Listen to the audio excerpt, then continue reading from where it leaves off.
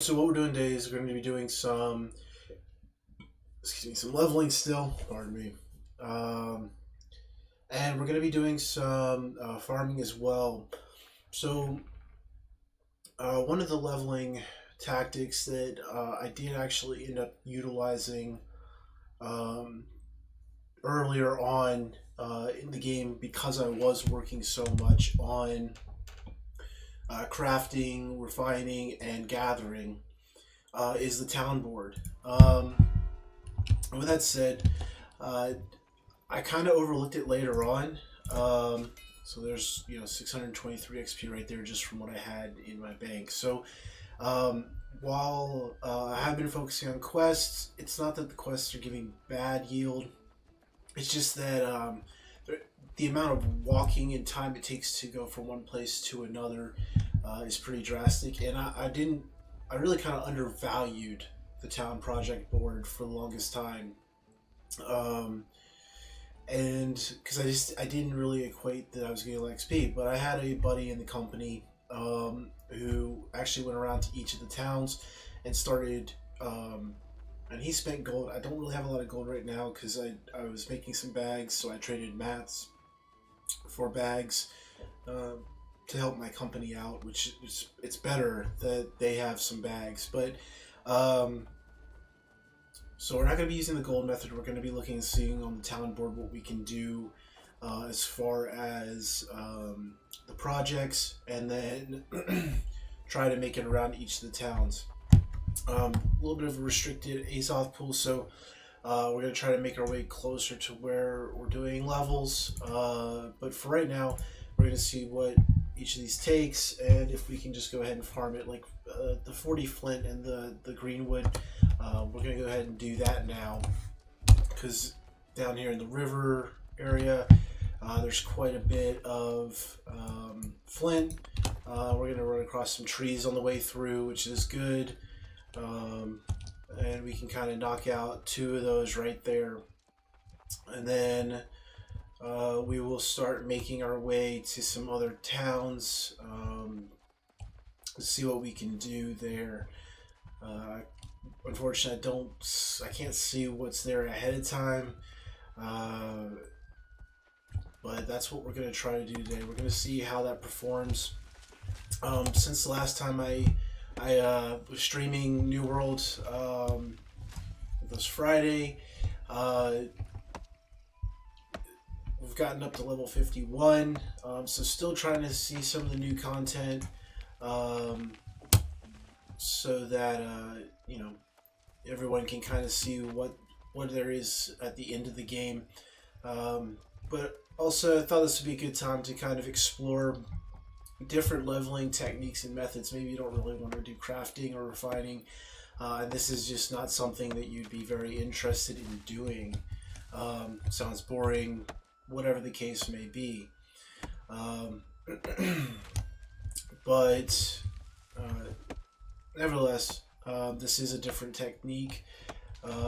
Earlier, I did get a chance to go run a dungeon. I ran the depths again with the company. And there was one change there. So aside from leveling and PvPing, I made one kind of change to a weapon tree or weapon mastery tree. I actually went down the Impaler tree quite a bit and took away a lot of my crowd control abilities. Not because I didn't like it. We actually ran into the last boss when we were running into an issue where we weren't able to really get enough damage output. Our fifth member was a little bit of lower level, and I happened to have the Azoth, so I went into this tree, and let's see, I think it's this. There's one particular exploited weakness. So this is actually a really strong talent. It looks like it actually increases party-wide damage, not just your damage. So I think that may have been an assumption I made when I saw plus 10% damage per debuff on the target. But this is actually this is extremely strong because this impale gives us bleed. I believe this also this applies rend. And then the bow has poison as well as bleed on top of that. So um, a pretty good pool of uh, debuffs that I can stack without regard of the rest of the team's composition. And it was noticeable. It was a noticeable damage buff. So the 30% just for myself, it's not bad.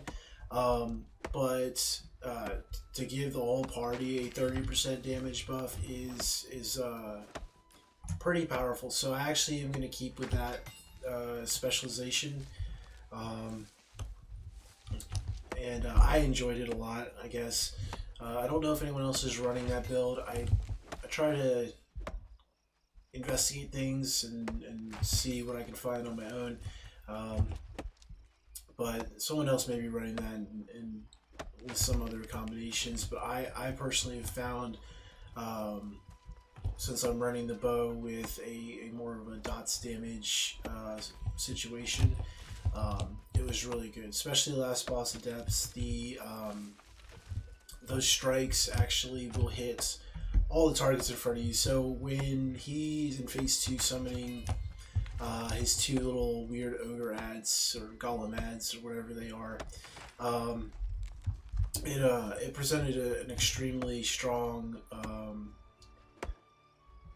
debuff to add to the pool of things going on. Not to mention, I believe that's Krieg Strike 6. Yep, do that.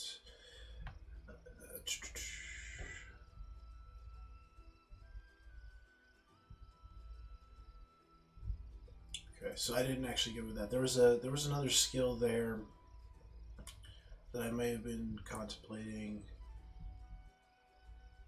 Yeah.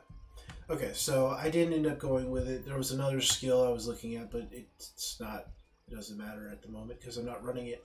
Um, so yeah, it's just the straight damage increase was from that 30% bonus damage, the extended bleed, and the fact that critical strikes will extend the duration of that bleed. So I think especially on that fight where you have to kind of bounce in and out as melee a lot because of the pretty heavy backswing that boss has that kind of cleaves around the side into the back.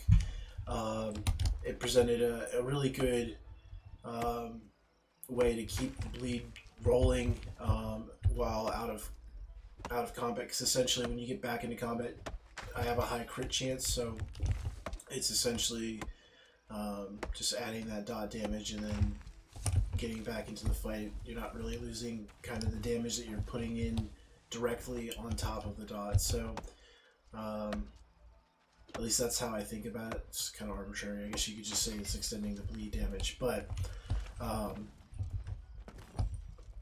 the way I think about it is that if it's bleeding and I'm doing consistent damage to it, then great. So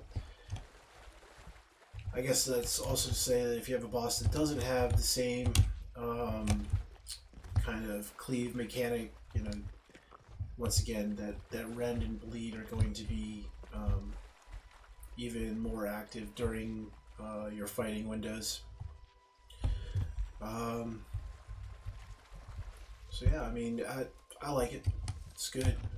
No complaints so far. It is less defensive, so I guess there is that concern. I haven't really gotten to try it out in a high-level PvP area or PvE area. Seeing how well it holds up, but I mean, I did keep the knockdown for the throw, but that skill hits pretty hard. I mean, it's a low level right there, but even the skill itself does quite a significant amount of damage, which is good for a burst window. So that's pretty much all that's changed about my build since last time we were streaming. So I like it. It's good. But other than that, pretty much running the same build, bow and spear. I've not found any light armor yet to replace some of the medium armor. So it's not the end of the world. It's just that's still something that I have as a goal in mind, because I do like the additional 10% damage that I'll get from moving from medium to light, as well as the extended roll. I don't particularly favor the quick sidestep. It's not that it's bad, but there is a lot of attacks that have an extended radius of cleave, or there are a lot of follow-through attacks. Once again, referencing kind of in the depths, the final boss has a combination of sword swings that he does when he charges you, and I mean you can if you're not far enough away when you start sidestepping, you can run out of stamina before he runs out of his lunge range. For all the attacks, yeah, you won't die, but you're still putting a huge stress on the healer, because I mean, if you're running even medium armor, he's gonna cleave you for if not a half, maybe a third. If you have some really high, like 2 equivalent item level gear, he hits hard, and then he has a bleed, so, or not a bleed, a burn. So I prefer the roll, because even with some of the stamina reduction on evasion that I get, and I believe this is from the dexterity tree, that I get that for let's see here, dodge cost 10 less stamina. So even though the roll takes normally 50 stamina, so usually you can only get 2 rolls, I can actually get away with 3, which 3 is plenty. I mean, 3 rolls in light armor can basically have you clear a whole arena area in a dungeon. So I prefer the roll because it has a lot of safety to it, which I prefer. So it looks like we had 2 flint quests. We did. So we're gonna go ahead and get some more flint. I missed that. I think I just picked it up out of habit, thinking it was this one. And I don't think I have the resources. I gave away a lot of my cooking resources to our company cook to build some more, or craft some more meals. Yeah, so I don't know, it only takes fish fillet. We have the dill, surprisingly. Yeah, so that might be worth it. So we may actually go back down here. I'm going to go ahead and get the flint, and then we're going to go ahead and do some fishing. It's probably the most boring profession in any game, to be absolutely honest. But so bear with that. But it's going to be good for seeing how the experience goes.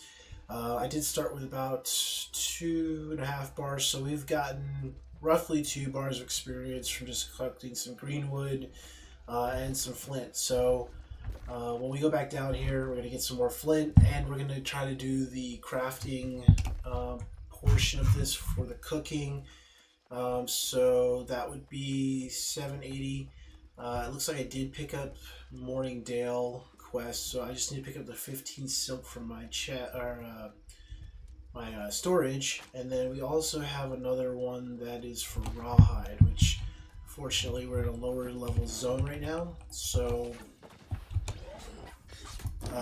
we should be able to get that relatively easy. I think you get like 48 to 52 roughly in this area, so because I just recently went out to get some more. Yeah, so 53.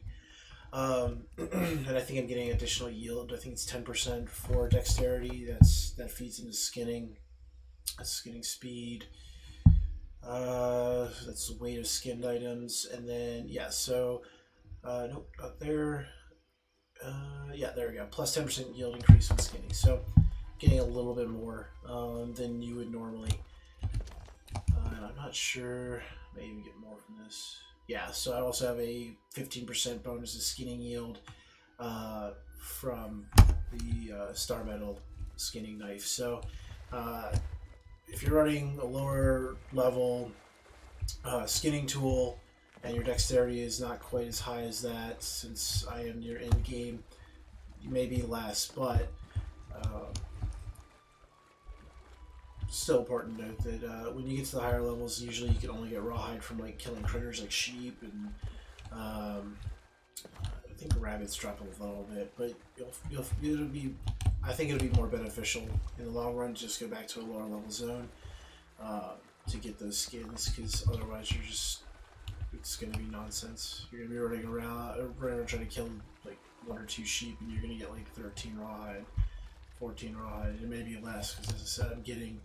I think it's almost a 25% increased yield between my dexterity bonus and the skinning knife. So, yeah, 15, 20, and 10, so 25. So I'm getting 25% more yield, and I think I get like 13 from sheep out there. So, I mean, we run into a situation here while we're doing these town missions where it's going to be more cost effective given Azoth to just farm it. We'll do it, and you'll see. But uh, it's not impossible. It's just probably not the route you want to go if you're trying to get a lot done in a short amount of time. So we're at 29 of I think 40 flint. That's what we're looking for. So we're gonna get up to 40 flint. Verify. So we need Nightcrawler 2 for. I think I have some in the storage unit. 40 flint. Yeah. So we need 40. It says it's complete because I think I have some in the bank that I collected earlier when I was out to make campfires. But we're just gonna go get all 40 here. Right now we're getting glowworm bait because it's nighttime. So usually you get night crawlers from this as well if it's during the day. In case you are new to the game, then it's just something to keep in mind if you're looking for targeted bait. I think this is for saltwater. Yeah. So let's see if we can get some other bait here.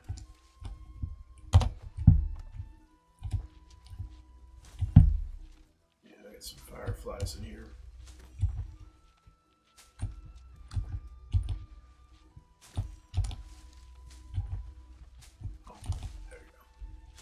So there we go, we got 5 now. Shouldn't need a lot because it just needed regular fish fillets from what I remember, so don't think we need the firm ones.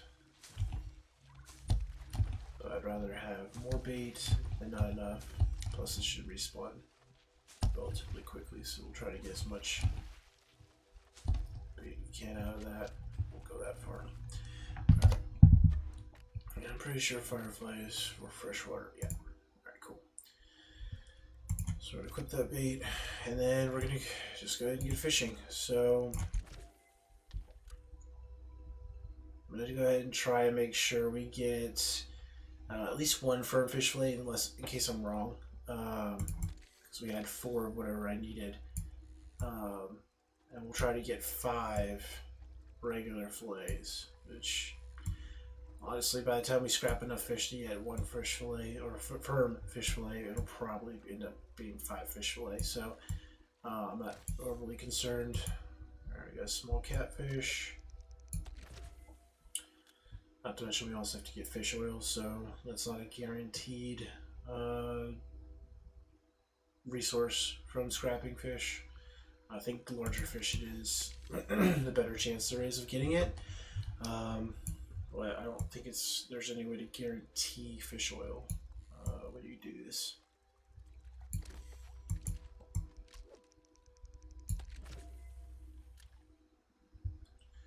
And you can fish hotspots. I'm not, just because this is easier. And it's close to the town we're trying to get in. But I did hear that recently, during one of the conversations with my company, they had made a change that now treasure chests, when you do fish in hot spots, I got a large bass, will now put up a fight, and apparently gold is not a reward from those chests anymore. You can still get gear and items, but apparently they removed gold from it. I haven't tested it yet. I didn't see it in the patch notes. I may have overlooked it. Yeah, it's unfortunate.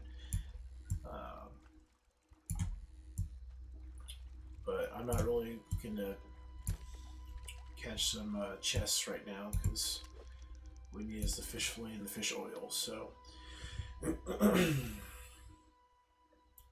may focus on that another time. We'll experiment with whether or not chests put up a fight now, and if whether or not you can get gold from them. So.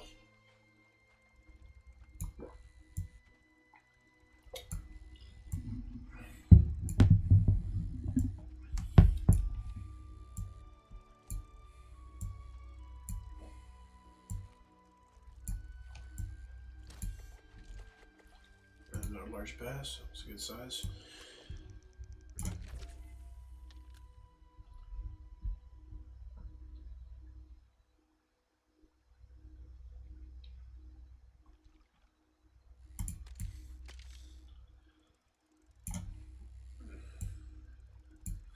So that is one thing to note.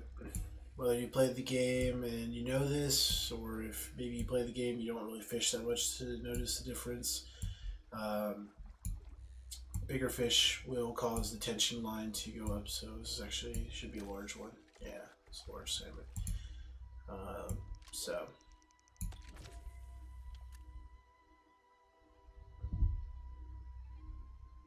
unlike games like World of Warcraft, you don't just sit there clicking and you just get whatever. You actually have to, I guess, fish. You can actually see what you're reeling into as it gets closer to you. Oh, that's fair. There you go. See on the screen there. That looks like salmon. Small salmon. Good catch.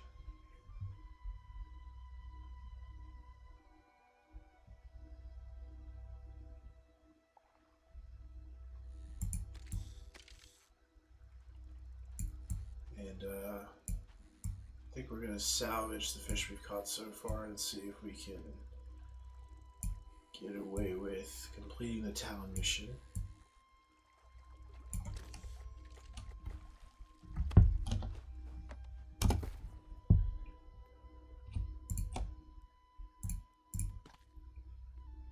We got one fish oil so far, that's good. And 2 fish fillets. Give us that was a lot of fish oil, so large salmon gave us 5 just by itself, as well as 4 fish fillets. So great is if we get 1 firm fish fillet out of it. There it is. There's a firm fish fillet. And that green catfish gave us a uncommon catfish gave us another firm fish fillet. So we should now be able to go and wrap that up. We have our flint, we have our recipe ingredients, so now we're just going to go up there. I think rawhide was the last thing we needed, so we'll just kill some of these cats on the way up. That'll be before we go to Morningdale.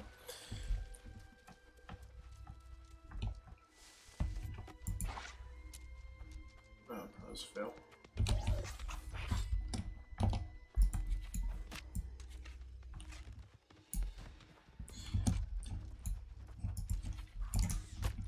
We're just going to ignore that thing ran to where I was and then did engage.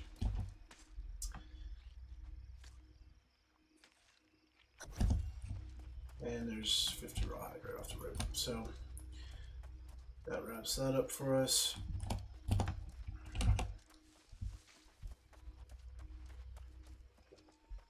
And we're going to just make sure we stop by and pick up the 15 silk that we need for Morningdale as well. Since their loom is not high enough to make silk there.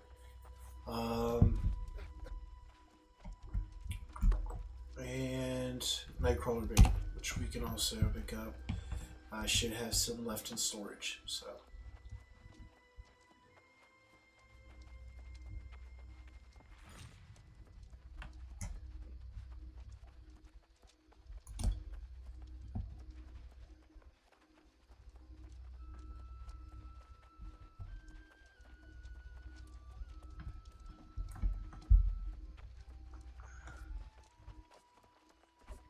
Just go ahead and run over to the kitchen first.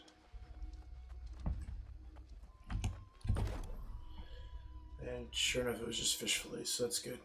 So I'll go ahead and craft this up.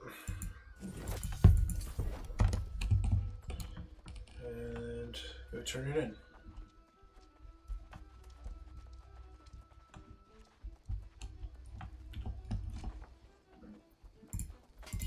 So we got that. Now here's interesting. So we had some things come back here. 90 linen, that is 1300 experience. I happen to have layered leather, so we're gonna go ahead and turn that in for a sizable chunk of XP right there. And we need 30 coarse leather, so we're actually gonna go and take care of that real quick because may actually, let's see, I think it's 4-1, so we don't quite have enough. We're just going to go out here and get some more. I think I have enough solvent to actually break down some of my other cloth if I have to, but we're most likely just going to go run over, grab some hemp and make the 90 linen, just because there's really no reason to break it down because I do need that for layered leather bags. So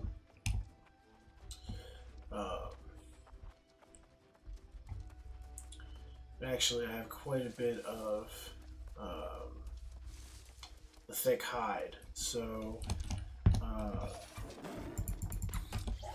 making a quick farming route anyway for more rawhide is never a bad thing.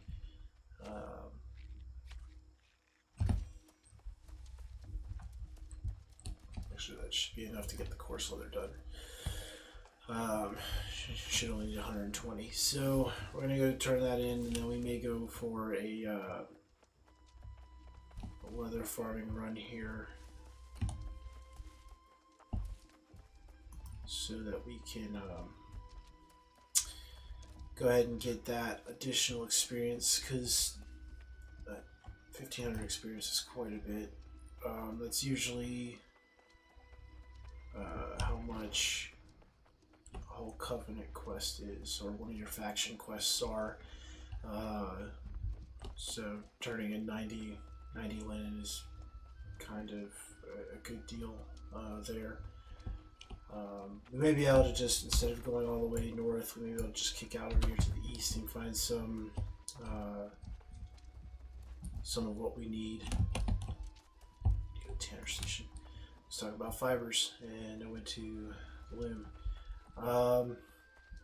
Actually, I may take a look and see if I have any fibers here, but we can also get some iron out there, which is kind of nice. A few times I've run out there and to just hike over to Windsward. Usually can find quite a bit of hemp over there, so it's a good thing. Turn this in real quick. Now we'll go run and do that.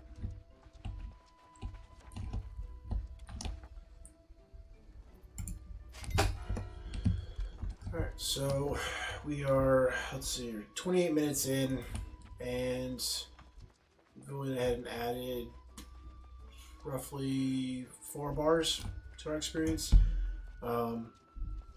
It's fairly fast turn in. Probably would have taken closer to 45 minutes questing to do the same thing. I mean, depending on how close the quests are. Occasionally you'll get a bunch of quests that group up together, and then you can get a pretty good turn in rate there. But on average, I would say that it takes me about 45 minutes to go out and do those 3 quests. So we've cut the time roughly half, a third. But if you're pressed for time, you only get to play after work, and you're trying to maximize what you can get done in a short amount of time. It may be beneficial to at least work on the resource and gathering aspect of it. Yes, I crafted food, but if you can at least get away with gathering up resources and refining them into whatever the town project board needs, and you happen to have all the mats there, you don't have to do this in between step. You can just drop them all off, which is what I ended up doing a lot of at the beginning, because actually my bags were getting full. I didn't want to really put everything on the auction house. So I went over to the board and I was like, well, I'll do some of these, and it ended up becoming a thing. I just never thought of just spending the Azoth to run around and get it, because I was always thought, well, it's going to cost a lot of Azoth to move all of that merchandise back and forth. You can also put way around that, I guess, if you don't have the gold or resources, and you have picked up all of the quests at different towns, and then come back to the main area so that you know what you need. I guess it's not as big an issue, but if you do want to go to each town and you want to transfer all those things, you can actually put things on the auction house, and even though they can sell in one place, you can cancel the auction anywhere and it returns it to your inventory. So a nice workaround if you do have a situation where you need to move a lot of material. Taxes for putting things on the auction house are based off the price you sell them at. So you will lose some gold, because you probably want to put it a little higher than normal sell price. I guess worst case scenario, you just make higher than the average market sell price on some gold, or made some, on some materials, but which is not the end of the world. But if you want to use it, you can usually put it a little bit higher in the auction house. The taxes won't go up too high if you just put it a little bit above, so it shows near the bottom of the auction house or trade market, and you can just cancel it once you get there. So your travel weight is really light, but you still get to benefit from having all your mats with you. So I did not pick up all the town quests, so can't really get away with that right now. But not to mention, as I said earlier, I'm kind of limited on Azoth. I was putting a lot of Azoth in the bags. People were bringing me mats, and they bring me extra mats, so they're paying me in mats. So it's just it's one of those things where I can't go buy some vials of Azoth off the market. And I did have someone give me some Azoth, which was cool, but I did some traveling earlier to do some farming. So right now, I'm not seeing too much of the hemp where I normally see it, so we may have to just go up to near the fort, near Windsward, which is where I normally farm it, which isn't bad. It's just it's hopeful we have get enough fibers to just kind of snatch and grab, so it's all good.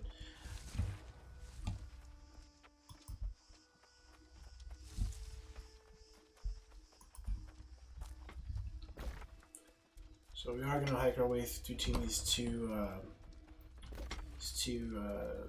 Clearwater Bend and Campbell's Rest.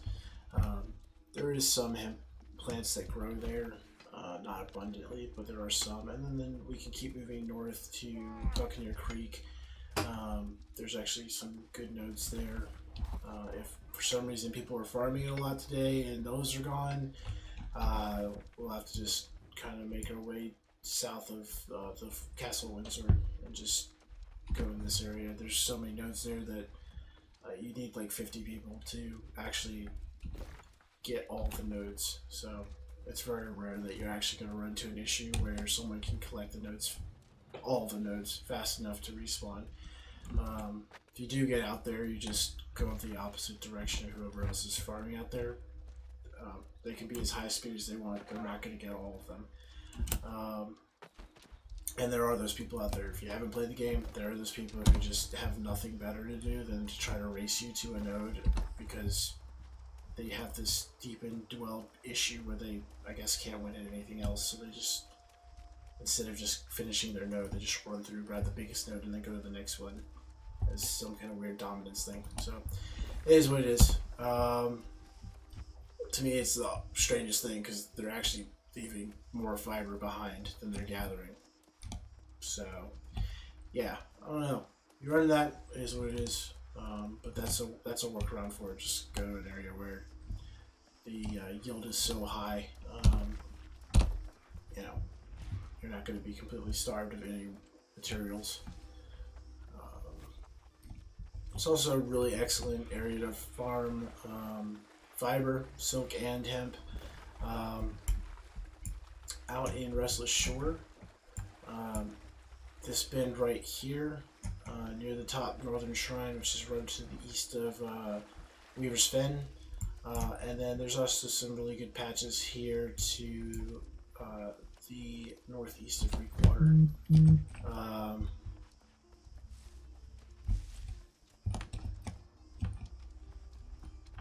So those are some good spots as well.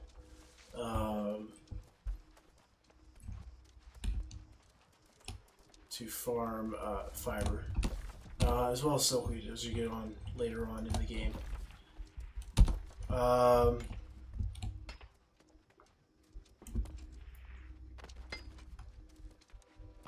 So we're gonna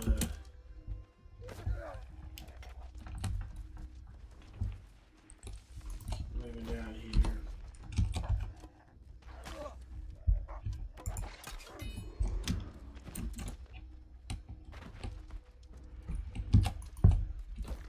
Wolves are possibly the only thing that you can aggro when you're above level. It's awesome. Just have this like that and boars. Boars will literally pick a fight with you for no reason. You'd have to level. It's a good time.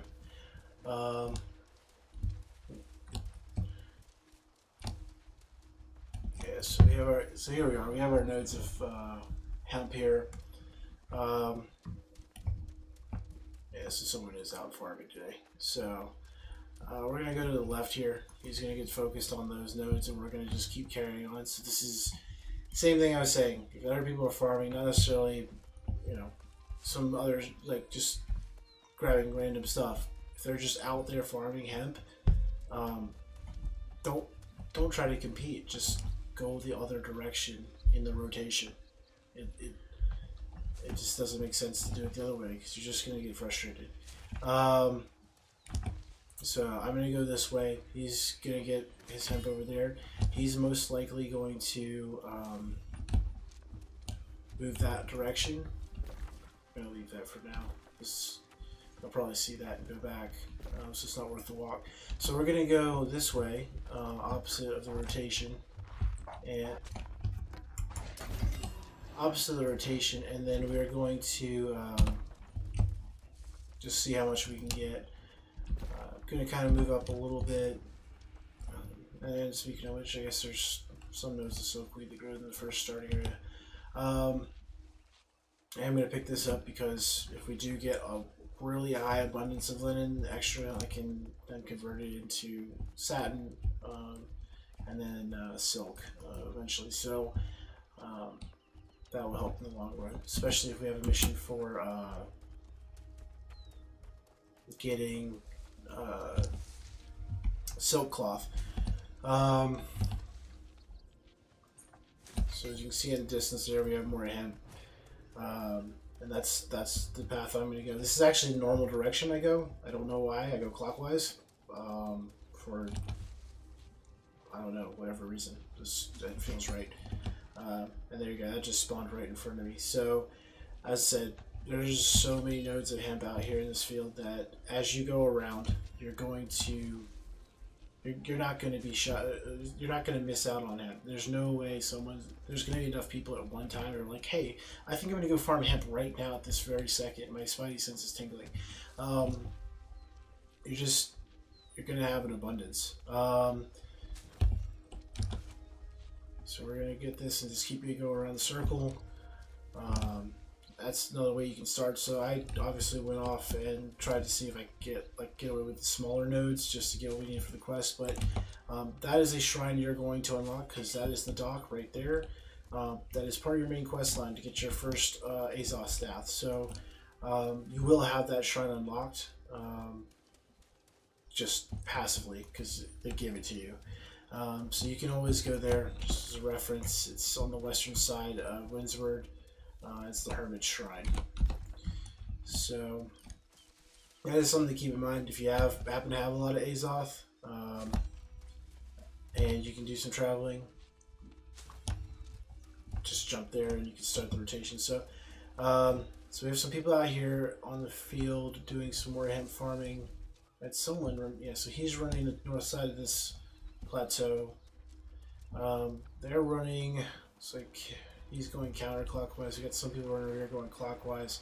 At this point, there's a lot of people over here, so we're going to go to a third section. It's still in this area. It's actually crossing over to Monarch's Bluff, and that is Tres Campos. We're going to see how many people are over there. Actually, you can see one bundle in the distance. This is known not by just me, but by most people in the game who run across this during a quest as the pot farm, because it's a farm with hemp growing on it. It's where you'd find squash or anything else in some of the lower level farms. The only thing that grows at Tres Campos in the backfield is pot. So if you're looking for hemp and fibers, just go over here and farm it. Surprisingly, there's not a lot of people over here. Probably because they don't want to feel like having to fight the Lost. Guess I'm working at an advantage because I'm level 51, so chances of me aggroing the Lost are slim. So that is a bit of an advantage. And they're still all down there. So I'm not actually sure why they haven't come over here. But once again, as I said, you're going to get frustrated trying to compete with people. It's not win or lose, it's farming. Just go to another zone. There's lots of them. And the higher level you are, the more access you have to the different zones to farm hemp. So just shifting your target is probably going to improve your gaming experience and cause you to be a lot less stressed and still achieve everything you want to achieve. So, I'm sure at some point someone's going to run over here. I'm surprised I haven't seen anyone yet still. They usually come from over there because they just run directly across. But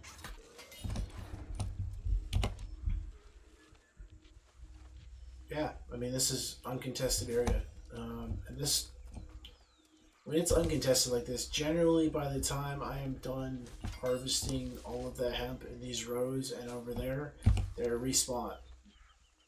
So if it's just you here, you really don't have to go anywhere. That's why I'm actually shocked that no one's here, because and maybe that's why, because generally people try to lock this down and keep it, because you can walk away with a lot of fibers. So we're just gonna farm this up a little bit.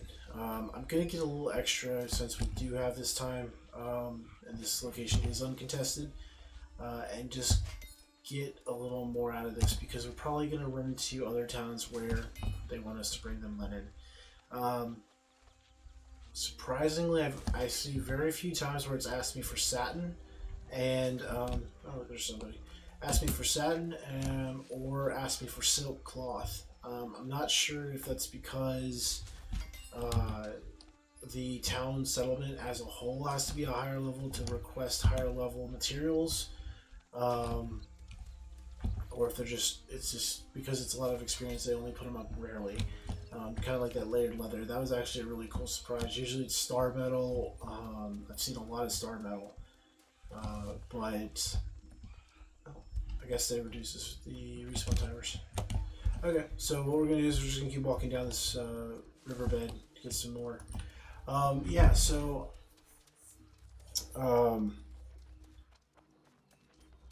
Usually it's star metal. I see that a lot.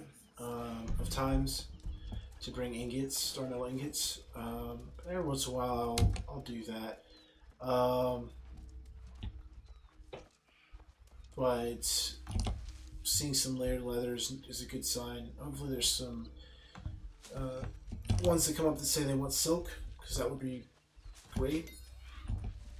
Because I have a lot of silk saved up.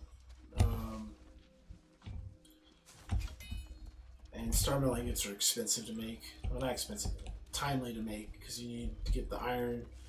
And then you have to have the refining mats to make it to steel, and then you have to yet have more refining mats to make it to star metal ingots. The ore is easy. Like, I think I still have like 400 star metal ore, and people gave me star metal ore because they didn't want to have to go do the work to refine it to ingots, or they didn't have the skill to craft it into ingots. I've been in both situations. I've been in the point where I just like, I'm out of star metal, I know where to go get it, I go get it. Also I had my thing in my bank, and I'm just like, yeah, I don't really feel like farming all the iron. Alright, so it looks like the spawn rate reduced at the Trace Campos. We have enough fiber now, so what we'll do is just go back. We're going to turn that into some linen, turn in the town board quest, see if there's any other ones that come up, if there's any that refresh that we can complete instantly, or if they want us to get Greenwood, that's pretty quick to grab. But we are going to move on to another city here soon, because we may be missing out on those 1,500 to 4,000. Sometimes even I've seen some that are 7,000 experience on the town board. There's metalwork. So there you go. We have iron up there. I'll see how much iron I have. I think I converted most of it into steel. As I said, I'm trying to consistently stay up in star metal, because not only do I use it to craft bags, it is also extremely important for my arrows, because I like to have the maximum damage I can get, but that requires multiple steps. That's the reason why right now I don't have any star metal. I need 90. I'm going to pick it up. I don't have any extra left. 52. Alright. So we are going to take this Azoth. We'll use that to do some traveling.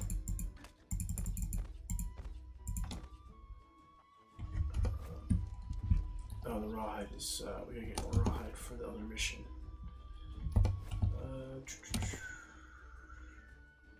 That's why it's there.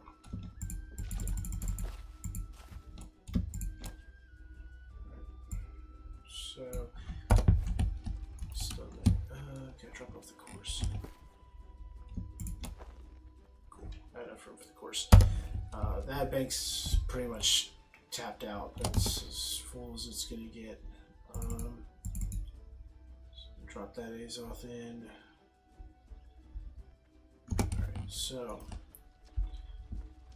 walked away with a pretty good yield of fiber for everyone farming. Yeah, so we had 1,500 total, so I had 400 sitting in the bank that I forgot about. But there's our 441. Should be able to turn that in, and I'm tempted to make it a sub, but what we're going to do is we're going to pick up 15 sub, put it in our bag. Leather, look at that. How much is that giving? 1,300 experience. Okay, so we're going to go ahead and do those. 1,300 is actually pretty generous experience. Since we need iron, we're going to go actually out the backside here to the east again. We're going to see if we can hit some more of those iron nodes on the way through. And obviously, one of the guys in my company, he does this. He avoids the farming aspect completely. He just goes, farms one thing, sells it on the auction house, makes the gold, and then just buys whatever he needs at each individual location. And as I said, I don't have the resources to do that right now. So this is taking a little longer than it would if you're dealing with a situation where maybe you found a niche in the market where you're selling really, you go out and farm, I don't know, uh, green wood or you make charcoal because no one wants to go farm wood to burn it. They just farm it and then realize they need the charcoal later. I don't know. I've seen people sell anything and everything. Maybe you're selling blueberries, whatever. If you found something that makes you enough gold on the side to just outright buy everything you need for these town projects, then by all means, you can gain levels pretty rapidly. Just go to each town and do it, and then you don't have to worry about the weight capacity at all. Just save up your days off, go to each of the town settlements, do the quests. It really depends what you're shooting for. If you enjoy the farming aspect and refining it all, then this is also a good way to level and have fun doing it because you're going to be doing a lot of farming. You're going to do all these projects. I do like that they incorporated it and that they refresh pretty rarely or pretty rapidly. And it does help with the settlement as a whole. I believe that there's one that's just town upkeep, but a lot of the other projects are actual active upgrades to the settlement. And your contributions or everyone's contributions as a whole there's an experience bar at the top that adds to the progression of that project.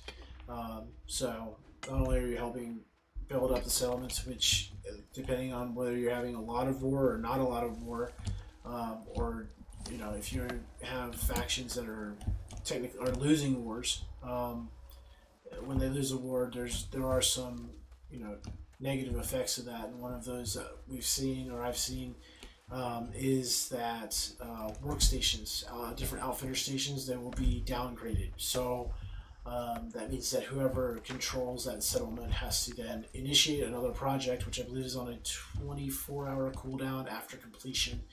From what I've heard, I haven't run a settlement, so I wouldn't know. But it's a 24-hour cooldown upon completion, I believe, and then that results in, the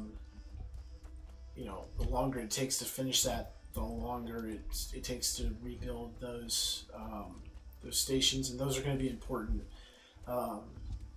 Because if you are actively working on crafting or refining, or that's really the only two, because gathering isn't really restricted. But the refining and the crafting, you're going to get to a point where you just can't continue working on your craft because it's just you don't have the workstation to support that. So it does benefit you. It benefits the whole server.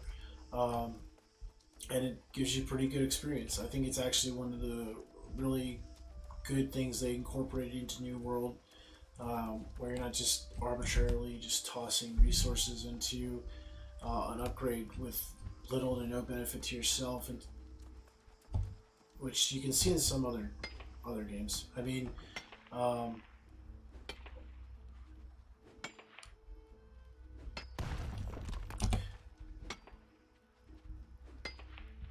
I was thinking there for a second. I thought there was something I was missing. Anyway, yeah, I think it's one of those things. It's nice that they incorporated that. So,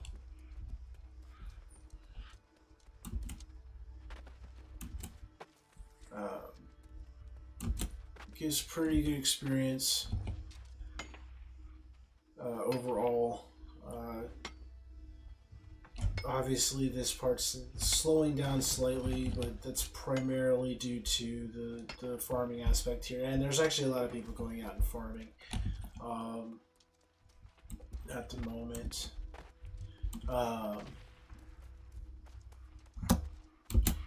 At least more than I've seen recently. It's died down significantly since the opening week. I mean, opening week, you'd be surprised to find an iron node in one of the starting zones like this. And people were like clawing, grabbing each other to get to it. It was pretty cutthroat during the first week. But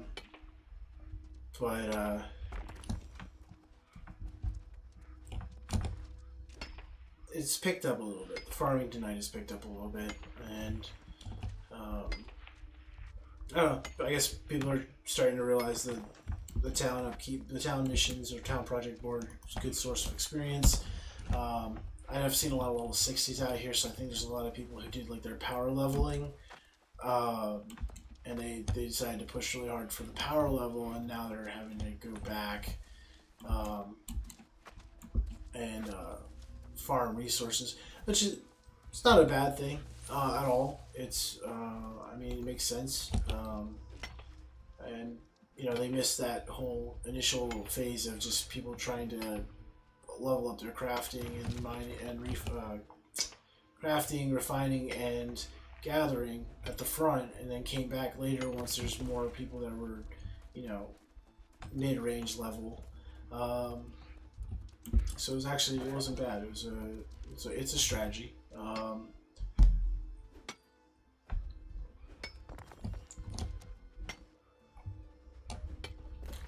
obviously was I went a little smooth brain, and I went ahead and did the whole crafting side of it first. So I do think that there was some wisdom in just going for the power level, getting up there, and then coming back. Get more exposure, and then you also know I can farm these things here since you've already gone through everything. But I don't regret the decision I made. I think it was fun. I think it was cool to level everything and kind of experience the whole game.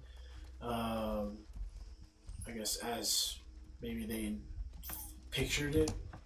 You know, leveling everything kind of closely together and experiencing all the different components in order. And it's worked out. As I said, I was making bags the other day today for some of the guys in the company, which is cool.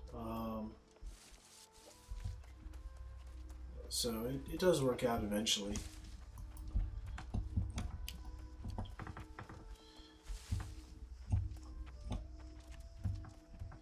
And I think the only thing we're missing is more leather. So I think we need coarse. The rawhide for Morningdale. We need rugged leather for Cutlass. So yeah, so we need to do some more with that. We'll probably go down and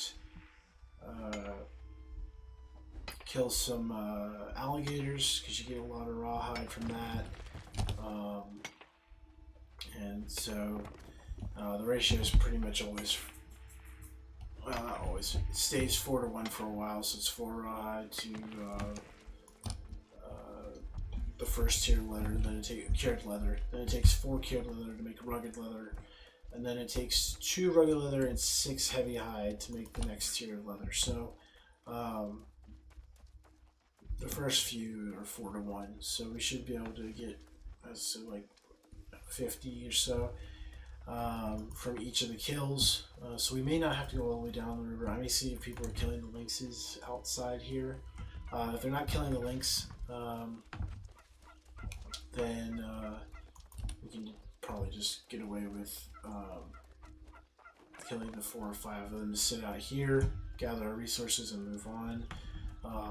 Looking at the town project board, see what else we can find. I don't think I'm going to do any more quests that are under 1,000 experience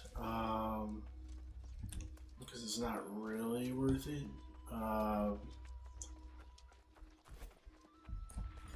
So if the other ones that pop up or generate after these are 1,000 or less, we may just move on and see if we can try and find some that are like in the 4,000 range, just so it's more worth our while.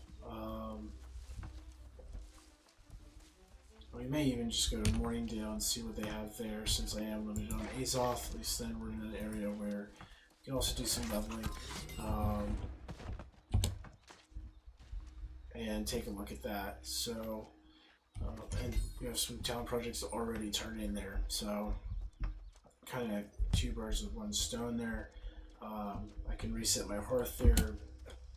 We can go see what we can farm over in Morningdale. When my recall is back, we can use Azoth to come back to Cutlass, grab whatever higher level materials if it happens to require those, and then recall back to Morningdale with those mats. Since recall doesn't cost anything, and get away with some more experience from that. So for right now, we'll just try to get this rawhide situation figured out. Since it is 4-1, and we need 20. So 20. Yeah, so we're looking at roughly needing like 600 scraps, rawhide, so that we can convert it to the cured and then the rugged at a 4-to-1 ratio. So as well as the 100 rawhide we need for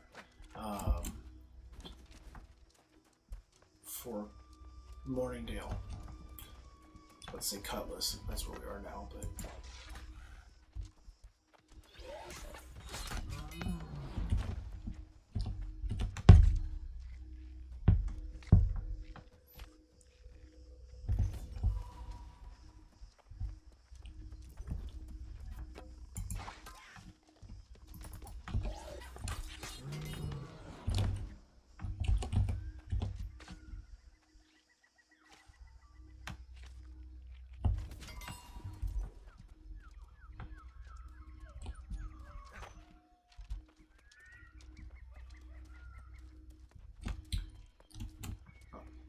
That works. So someone just came through and killed all the links, but they left the skinning, so I will take the free rawhide.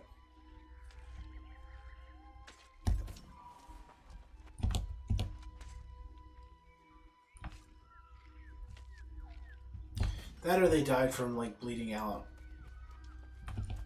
And they're gonna be really mad that their corpses aren't here to skin, but it happens. Doubt because it's a line of dead places that's the case. So I feel pretty confident that I'm okay doing that.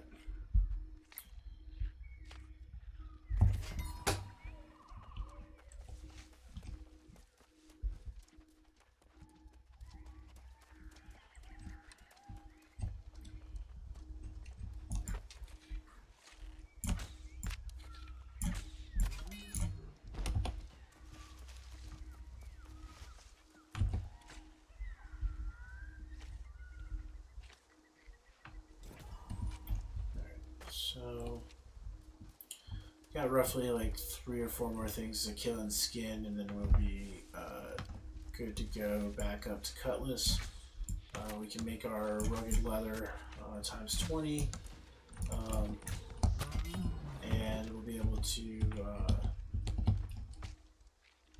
turn in that one town project board.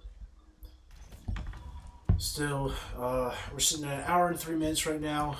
When we get that material turned in, it will be close to the halfway mark, which is still faster than we probably would have gotten away with doing missions.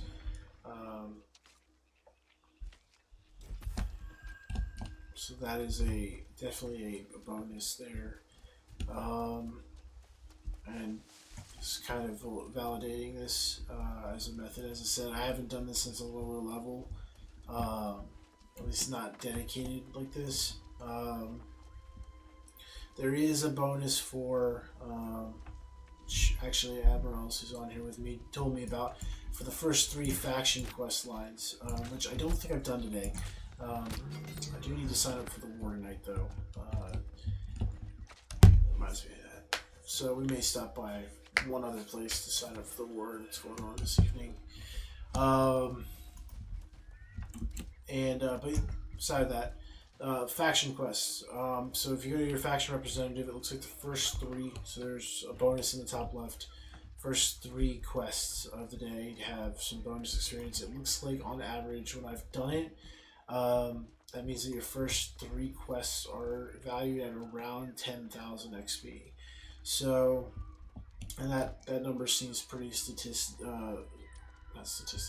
stable. Seems pretty stable for the first 3 of every day. So that is a great thing to keep in mind, at least at this level, because the quests do scale. So I think the quests usually register at like 1300 XP. So of actual quest value, you're looking at is that 3900? Yeah. No, 40.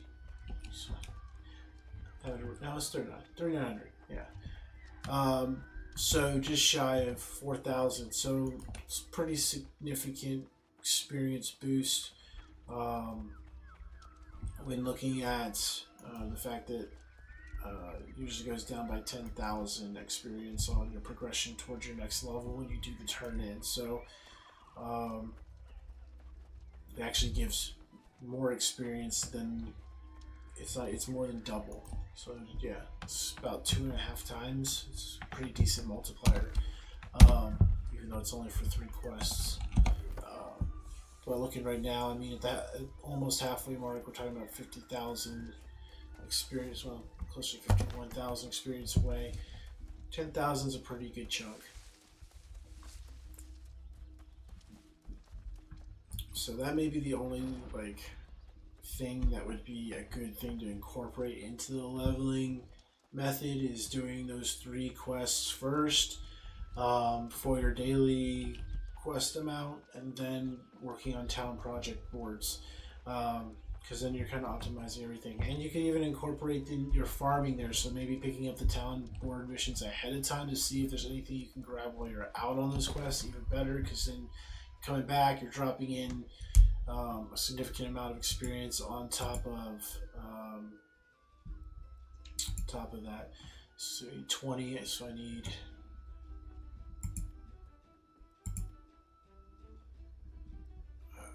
80 coarse leather. I already have 7. So 73.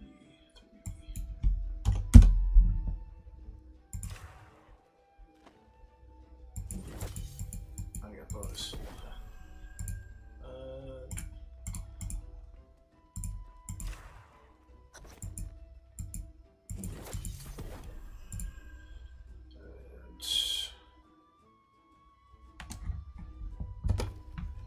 Save that for any other rawhide turn-ins.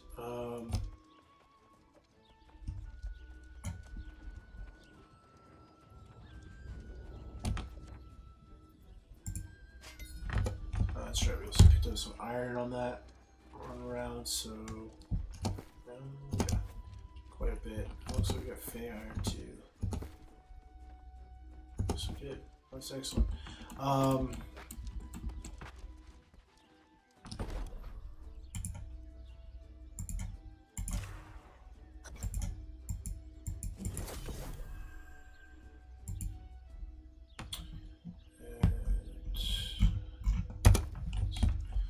Alright.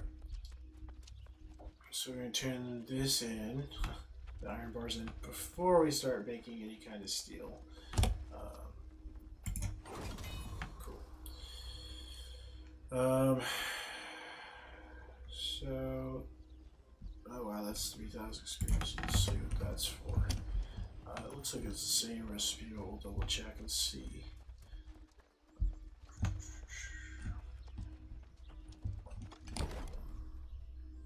It's not. That makes sense. Alright, that's gonna take squid meat. So honestly, unless you really add the mats for this, not entirely worth it, in my opinion. I've done the fishing for squid, and I think I even have squid meat somewhere if I didn't sell it on the trade market. But that might be one where you'd want to purchase the items, just because it's going to save you a lot of time.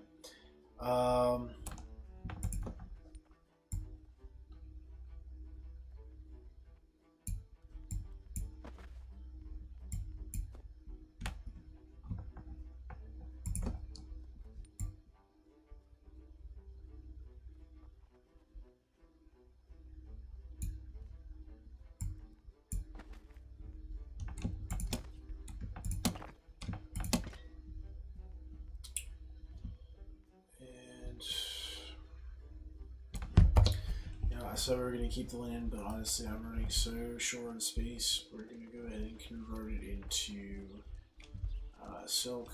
See if we can't lower the weight down in there to move around.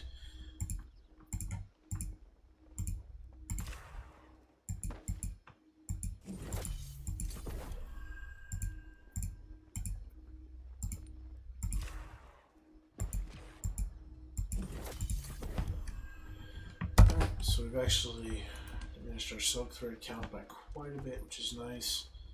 I have silk thread stored other places, but for the immediate concern, we've lowered it. You need 15.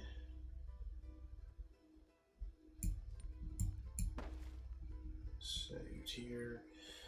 So drop those off. We don't need the reeds. Just drop those out here. Those are easy to get. Drop the meat off. Yeah, going up to. So.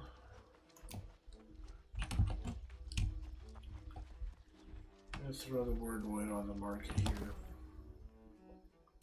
Or see how much it is on the market here.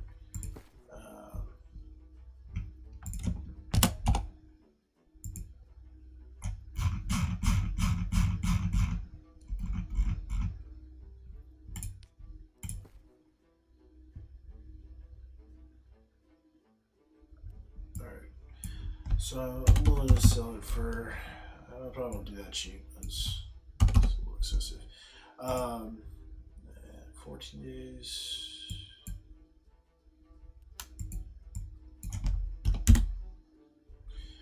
Alright, so we're gonna put that on there. White's out, why not? And we're gonna take the rest of the greenwood, and we're gonna see. Can't just put that into September, so I do need that for crafting progressions of wood. I don't have enough aged wood here, but it is a part of the refining process for higher level woods. And that kind of is a staple in this game. We also actually got enough. Yeah, we got enough weight. Alright, so we cleared out inventory pretty good. We're gonna see what else. Let's see. That's right, I need Nightcrawler bait. Double check here. I was pretty sure I had Nightcrawler. Yeah. So we're gonna take. This is 5. 15. Now it's 5. So we got 5 Nightcrawlers. We have 100 rawhide, 15 silk. We're gonna actually abandon this quest because it's just not gonna be worth it unless you fish a lot. You just happen to have those mats there. That's probably an hour in itself. Probably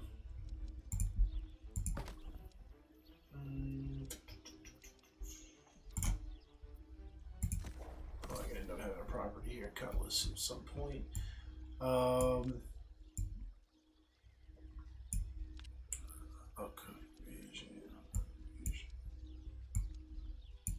Upcoming war is it first? I think that's Monday, so we're doing that.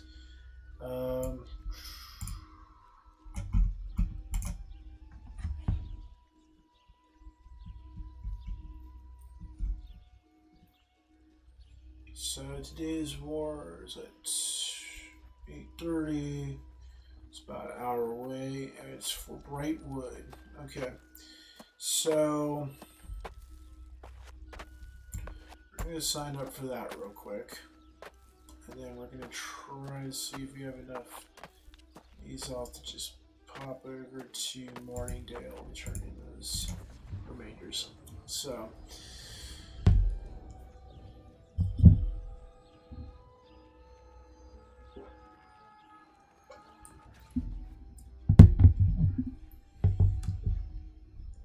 We can also see if there's any town projects here. I don't have a lot of mats here. Last I checked, I think I cleared this out. I know something about mag cartridges. That's cool.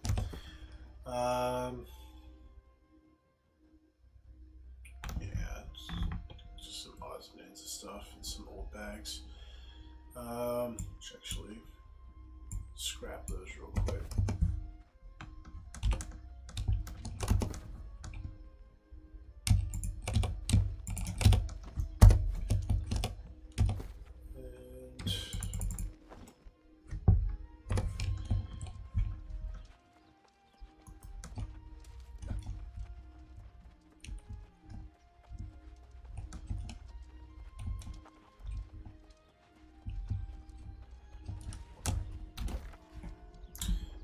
Check, make sure I'm in the right direction. Yeah, it's been a while since I've been in Brightwood.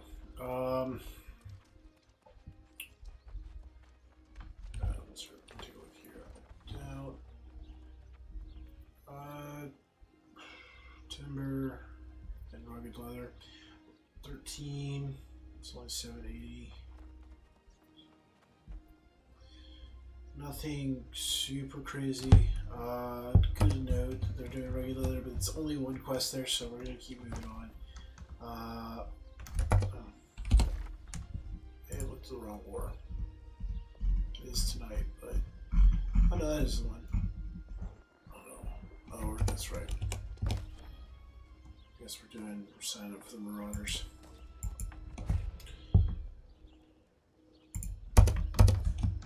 Wouldn't be heartbroken if they didn't pick me, but I am going to do First Light later because we are fighting that tomorrow for Control. That is actually for our company, so that would be the first territory owned by the company I'm in. Covenant has not owned many territories; it's lost a lot of them as well.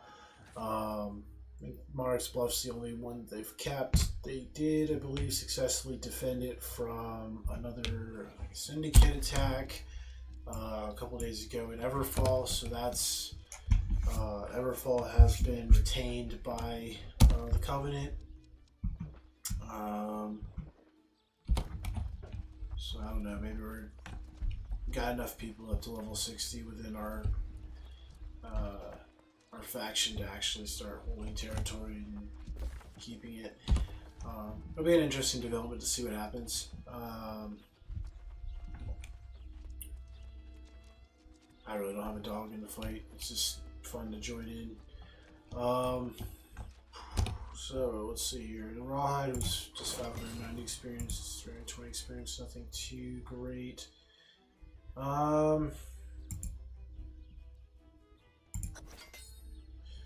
Cool. And so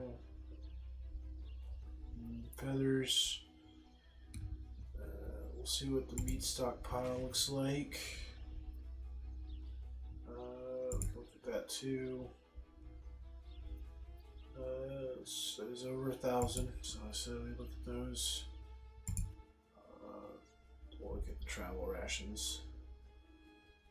And I guess we're cooking anyway, so we'll look into that. I doubt that we have the mats here. Once again, this is a new zone for me, so I haven't really built any kind of supply here, and I kind of try to consolidate things. I do need to set this as the end now while we're doing this stuff. Unfortunately, there isn't a lot of big town projects. That's what I was kind of hoping for. Welcome to Lamb's Retreat. If we do not have a lot of the cooking mats for this, we can go out and do that, and I may pick up some of the quests for, like, pick up the shuttle pieces from this temple or whatever, because we can go through the crates and see if we can't get some provision crates, get some extra mats, pick up some herbs. I may do a little bit of a hybrid here just because I don't think this is going to be a permanent thing, so just go with the experience for right now. And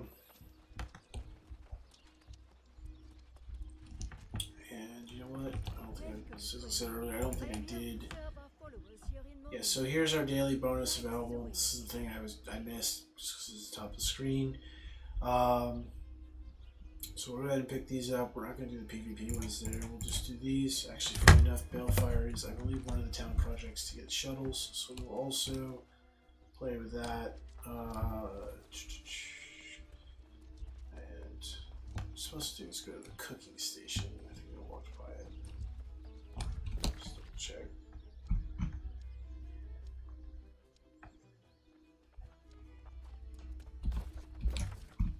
Just to the left, yeah, that's better. I know that's right. I don't have a very big cooking station. So I can make the 5. Oh, can't make the 5 anything because I don't have enough red meat. Alright, so poultry game needs sausage. Sausage just requires spices in general. I can make it any. So what we're actually gonna do here is we'll leave these here to see what we get. We're gonna pick up the other ones to go kind of ransack some places. We'll get the feather one too because we're going to need a lot more poultry anyway. Which means we're going to get feathers passively. So we'll pick up the feathers one, we'll pick up this one, pick up that one. Oh, that's all I have to do. So we're just going to, oh, I have feathers here. Okay, well, whatever. So I have feathers here. So we're gonna just go out here and do the rest of these. Let's see. Looks like everything's north.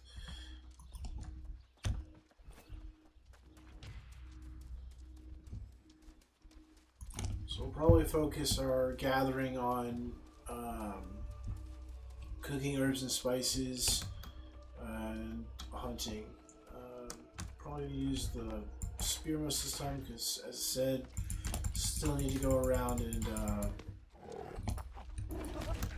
take care of some crafting with my bow or my arrows. So we want to avoid using up all the arrows.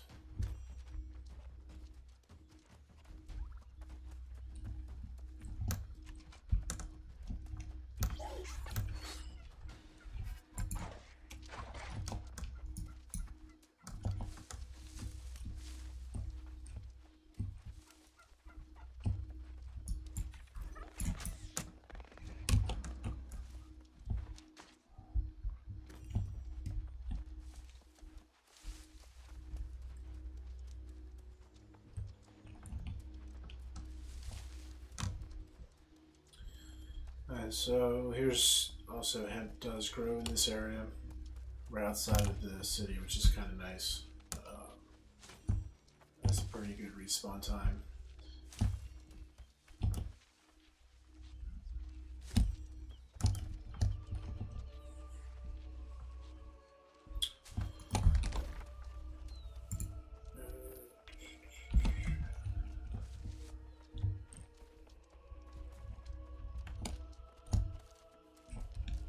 There's elk up here.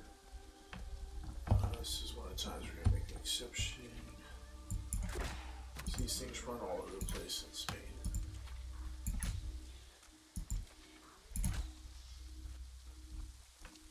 Usually they sit there and make all this racket and noise. You get 2 shots off before they run. This one, I guess, is just going to be chased across the whole map, which is cool.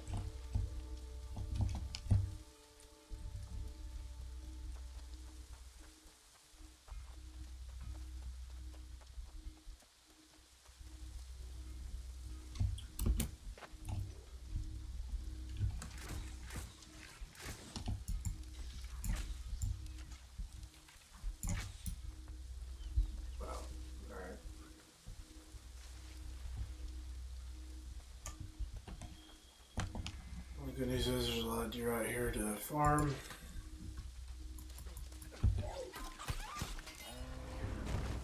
I'll find that other buck here later if someone else doesn't just finish him off and skin him, which is generally what happens.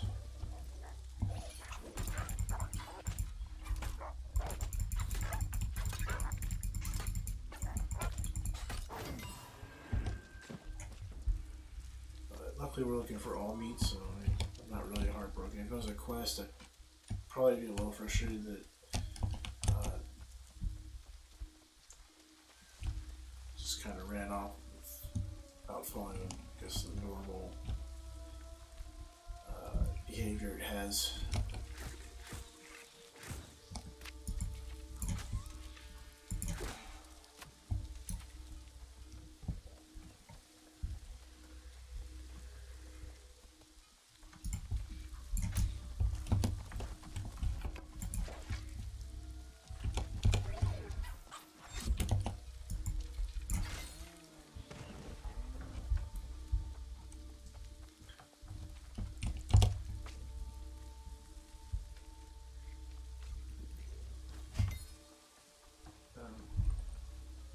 Probably as the buck over there finally stopped running around. Actually, let his head cut off.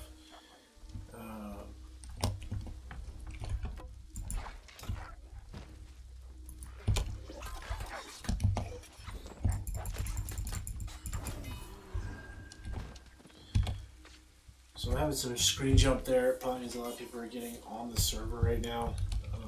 Seems to happen in the evenings. Most consistently, so it's also fine. If you see that, sorry. Not much I can do about it. We had one where about this time we were in depths and it actually froze the dungeon.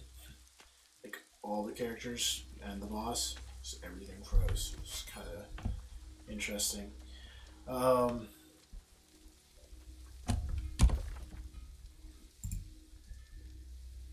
Is what it is.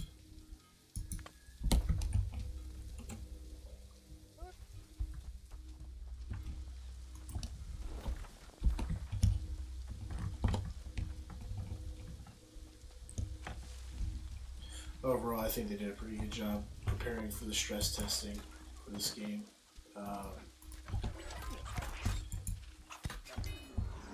Considering how many unknowns there.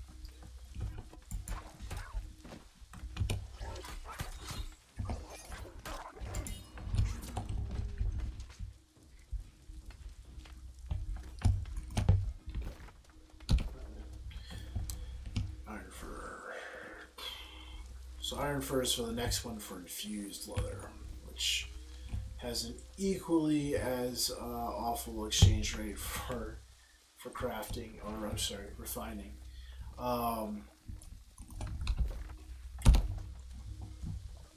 So I'm sure that Ironhide will be a fun farming endeavor.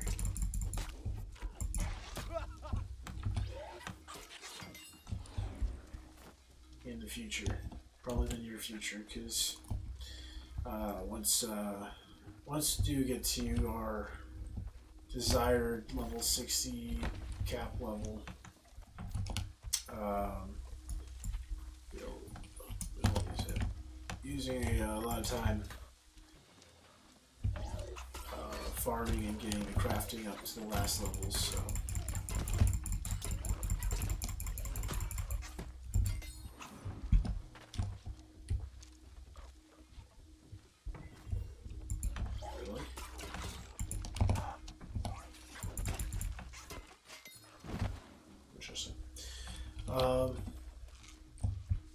Probably the fastest respawn time I've seen.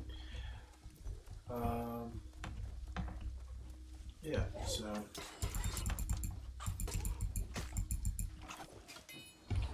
oh, it's not tracking automatically. Let's see here. So crafting. That's an actual mission. That's a mission. Oh, so we only need 2 ribbons from here. That's fun. Cool. So.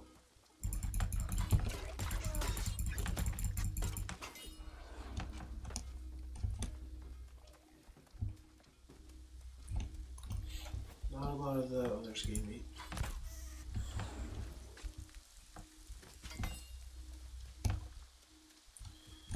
So we're going to just kind of push through, see what we can find. Actually go up here first. We'll make a circle around. This is actually a pretty fun zone overall. Kind of gets dreary in the middle, but then it kind of goes to being more lush forest. don't necessarily have a problem with the whole jury zombie scene, but it's very limited for like harvesting. It's not mining's not horrible there. It's just the rest of it's kind of restricted. It's not ideal overall. So it's kind of nice to see a more forest-like zone. A lot of different regions and areas on south, north. Different variety here. I mean, I found iron here, hemp, silkweed, hardwood,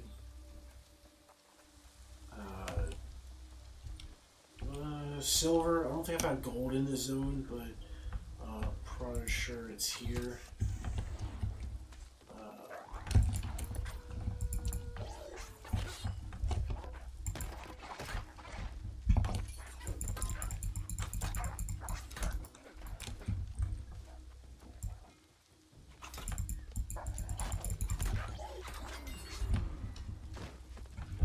Yeah, I don't know. It's nice to see the variety. I'll skin that rabbit. Maybe I did. So finish skinning the rabbit.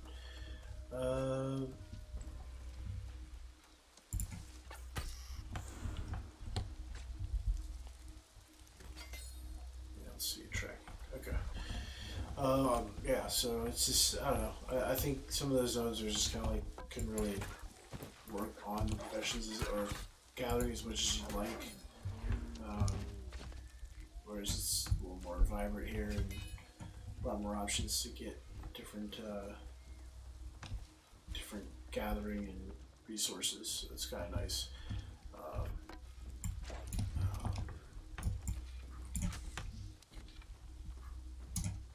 Yeah, I'm not gonna chase that this time. Get another one later. That one. There's actually two over here. We're gonna go for the buck first.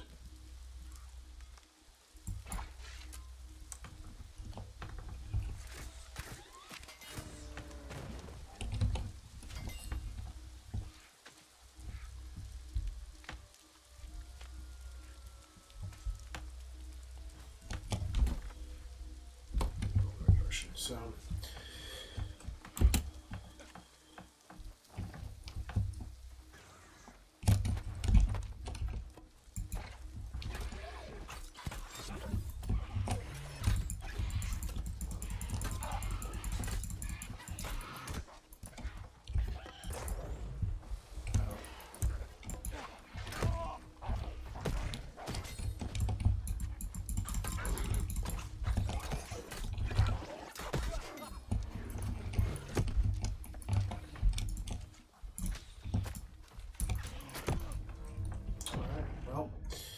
that happened.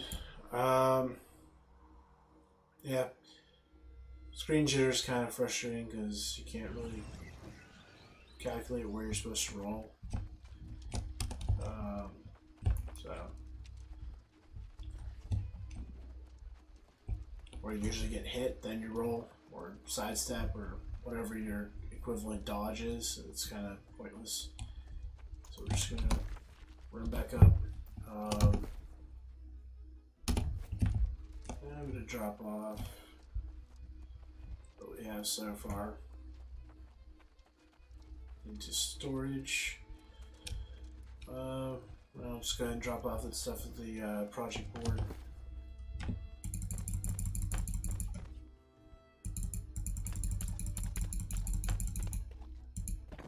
I got a rabbit's foot. That's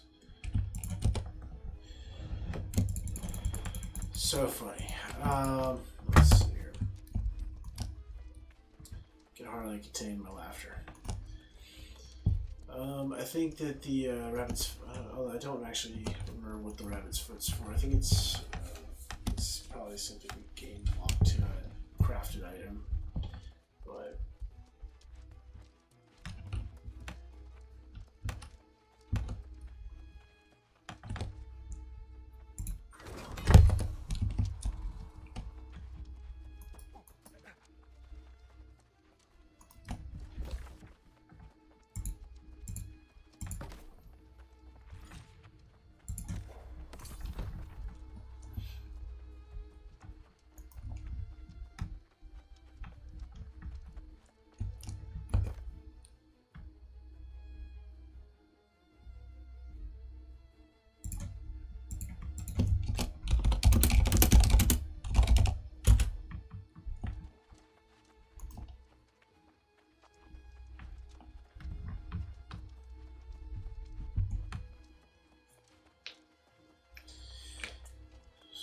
Sorry about that. I was someone was on the help page asking for advice on leveling engineering, so thought I would chime in.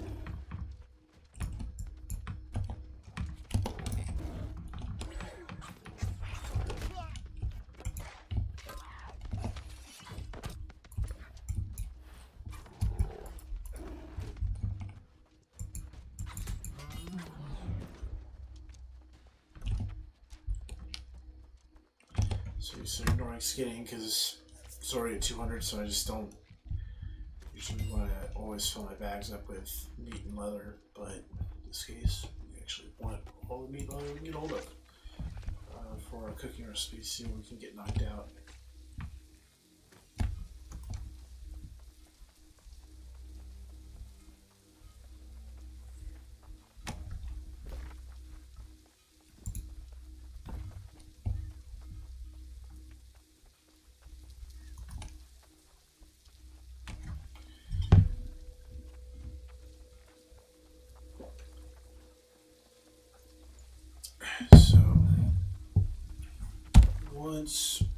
So once we get up here, kill apparently Snarltooth, so we're going up here to kill. We'll probably take a quick break,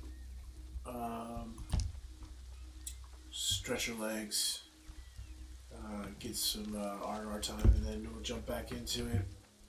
So made pretty good progress. We're quite a few bars from where we started originally.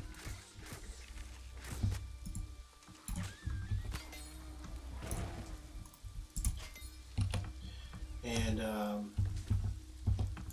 so there is some validity to the town project method. Obviously, we're kind of running short on town projects at Cutlass Cay, but you can make up for that by going to different towns. Ideally, if I wasn't up here already doing leveling things and trying to make some progress up here, specifically in Morningdale, I could have gone to some local sites, and I may end up doing that to make my arrows. So I may, after break, may go and see maybe that there's some things that are closer by near Cutlass Cay, where I can just kind of transport things, especially Monarch's Bluff, because I get a discount for fast traveling to there, and apparently with all the other territories we control, we get some more discounts with Azov transportation, so that is kind of nice, obviously as long as I don't load out my bags, should be able to make some good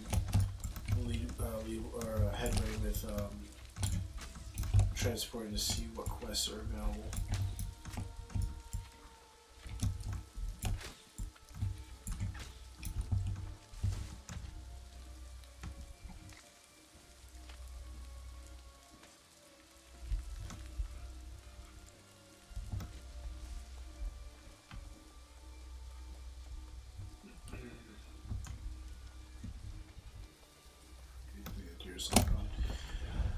We're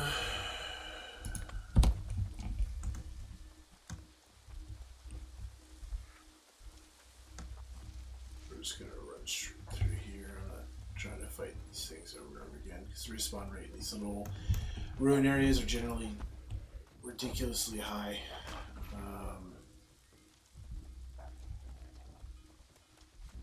So you end up just sitting there trying to get headway. So I'm not gonna do that. And I guess it's a way of leveling. I just don't think it's. I think it's a little high, personally, but that's it's just my opinion. There you go. There's some wordwood in the back over there. That's a nice grouping of wordwood. I actually gotta pick that up because I do need wordwood planks for crafting my arrows. So we go ahead and just snag that while we're up here, and I have to remember where I did the where I need to go for the wood crafting, because not everyone has a tier 4 logging or woodworking station.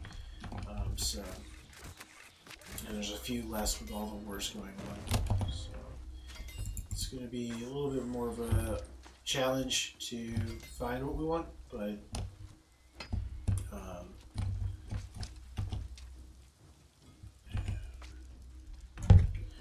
if we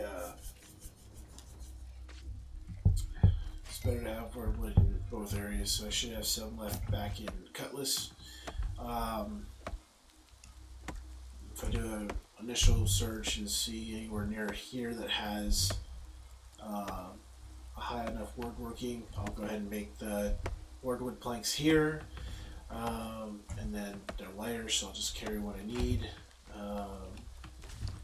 Not, and everything is, you know, further south or to the west near Monarch's Bluff and stuff, then I may just, if I can afford it, eat the Azoth cost, bring it over there, so that all of my mats are nearby and close, which is ideal for obvious reasons. So, but I can't move what I don't have, so we're gonna grab this for now. So we have that choice later.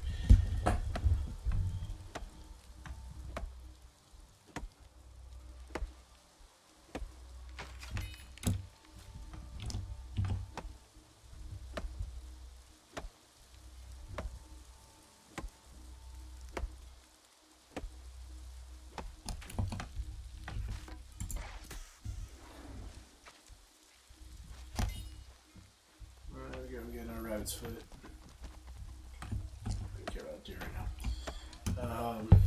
That's right, we can't check our inventory more, and still that's another thing. It's I find weird. You can check anything, skills, weapon mastery, but you can't check your inventory while you're harvesting. I don't know. Maybe it's a safety precaution because it adds stuff your base doesn't want that out.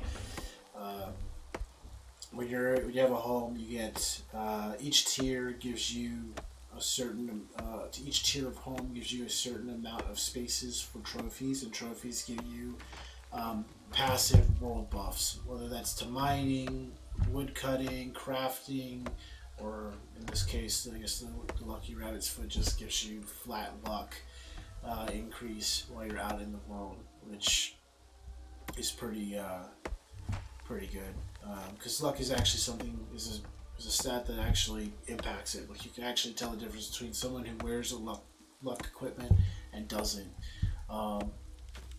which is interesting.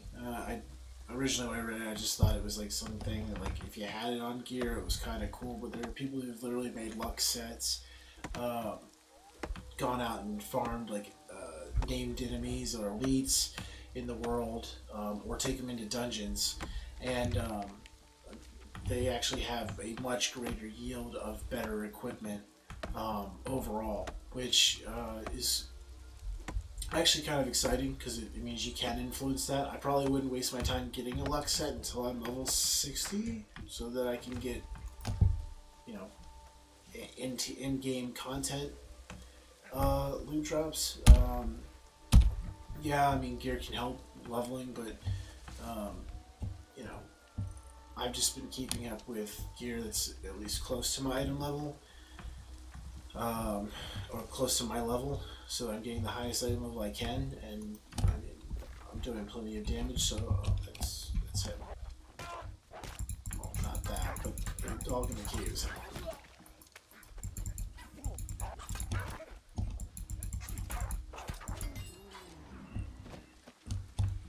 I guess I should skin it anyway. So yeah, it's a cool stat to mess with. The fact that it actually can impact loot pool and drop percentage an actual amount is kind of nice. And it's kind of one of the few that actually it's one of the only ones I can think of right off the top of my head that you can actually influence your drop rate in a noticeable way. Played a lot of games where farming is part of it, and a part of the game, and just getting better equipment. But you're generally just stuck with, well, developers put it at a 0.001% drop rate, and that's just what it is. You're gonna farm it a billion times before you get it. I think one of the worst drop rates was something me and Albert Ellis played, which was oh man, that was I'm trying to remember the name of the game right now. What was that game we played for a while? Where you used we had the stone build.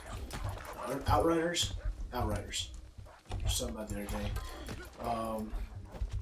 Anybody stepped away. It's Outriders, and there's these really, really great item sets out there that you can use, but the developers made the drop rate unachievable. It's literally a 0.0005% drop rate or something ridiculous like that. I have to look at the statistic again for these set pieces, and it was like, who's going to run? And this is on max tier difficulty. This isn't like, you're max level and you're on the first tier of world tier difficulty, and that's the low drop rate. That was like the best you could do, and that's like after a 75% increase of drop rate for going to the highest world tier, going into these like really complicated dungeons, or not dungeons, but they're like instances where you have certain mission objectives. Wow, is this thing gonna really dodge everything I throw at it? That's kind of frustrating.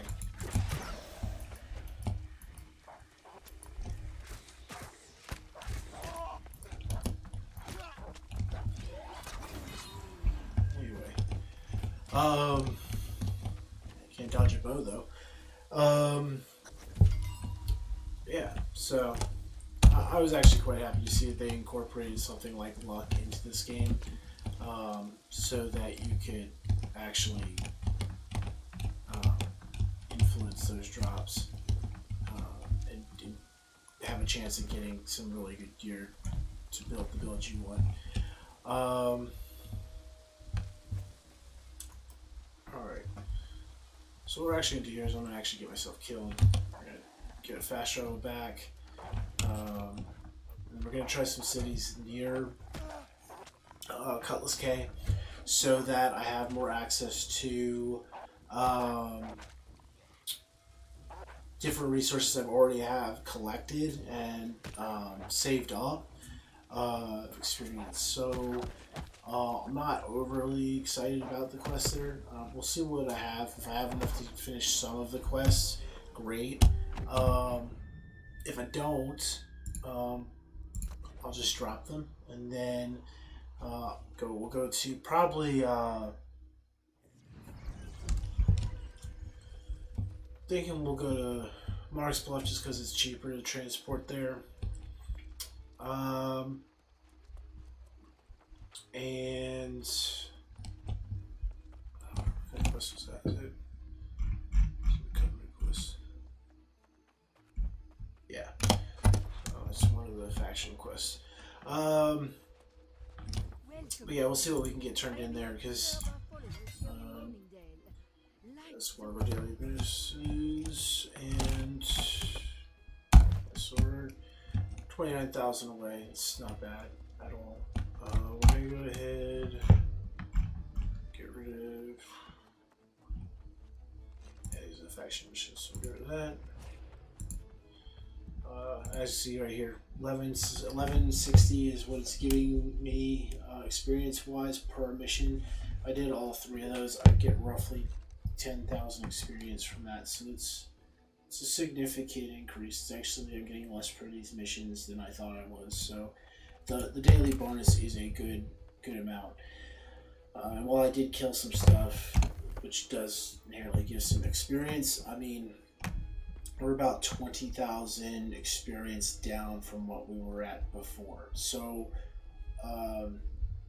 even turning in some of the town projects, we're still looking at that quest being like 5,000, well, 3,000, 4,000 experience.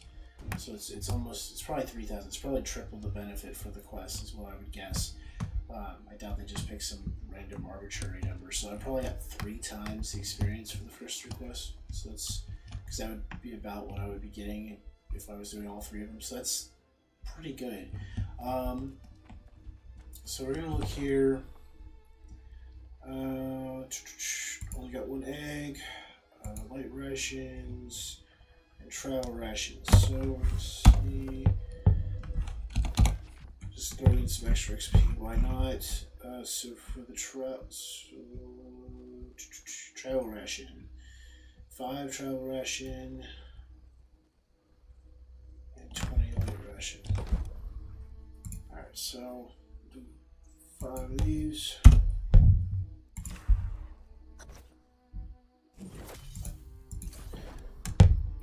Bonus, so light ration. We'll just go ahead and turn all this tier 1 meat into that. See what we get. 20 total. That's 13 more. Alright, so we got 9, so we need 4 more. Hopefully we get an extra bonus one here.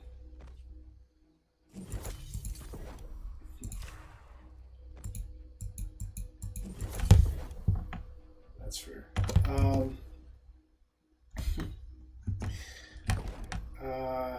If they're gonna use, yeah, you have to have tier 1 meat. Right. So,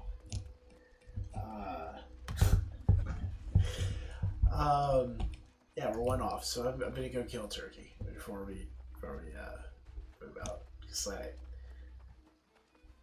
I actually can't let that go. That's the truth. I'd like to have a really good explanation for why I really need to turn this quest in, but the truth is I just used all those mats and I'm 1 off. So I just can't let that go. That's the answer. Good, bad, or indifferent. That is the answer.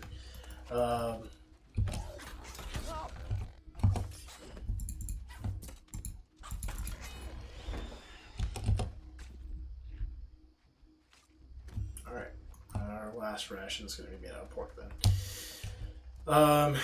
So yeah, we're going to run in here, cook that last light ration, and turn those in.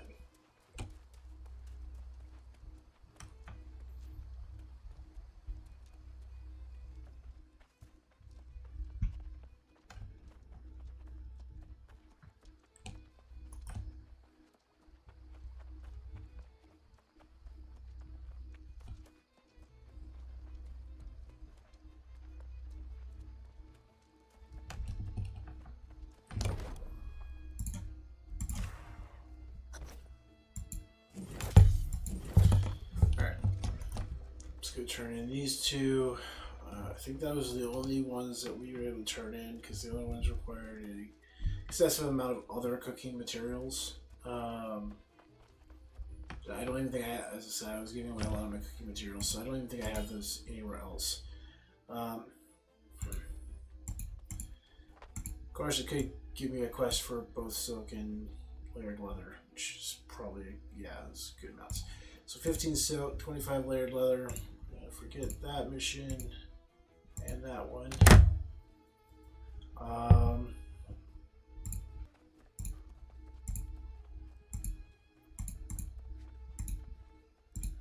So we'll keep those to come back, because I do have my roots set here down.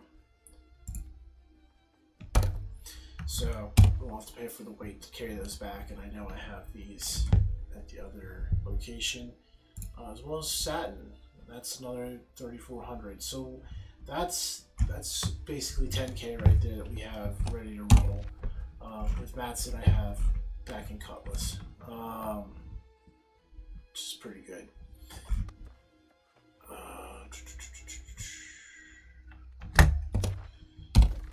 So here is, we are going to jump out to Monarch's Bluff real quick. Let's make sure I'm carrying it. Yeah, okay, so I have some stuff I need to drop off before we do that. So otherwise, we're just wasting Azoth. Those are not essential mats to complete any objectives. So there's really no reason for me to be carrying those. That's not enough. That's not going to be enough linen to make enough satin. So we'll just drop all that in there.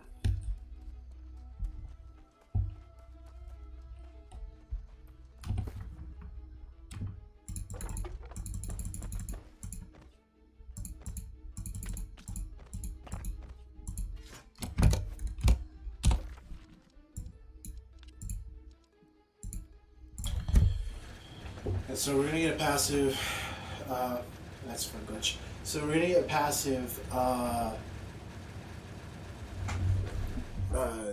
discount for Azoth travel to places that your faction controls. So that's why I picked Monarch's Bluff. There's not really a more strategic reason other than I don't want to waste more Azoth, so I want to have the freedom to move around. Helps if I actually go check the town project board. So we're going to see what the town project board has for us here. See if there's any high experience things. That would be cool. Layered leather, so that's 15 there. There's a wordwood plank. We can get aged wood, not too bad, especially in Monarchs. Lodestone's not bad either. I need to get some sandpaper, bring it back over here, and I think we saved some rod. I'm not really worried about 320 experience. This is not a bad one. That's not a bad one. So we'll see how that pans out.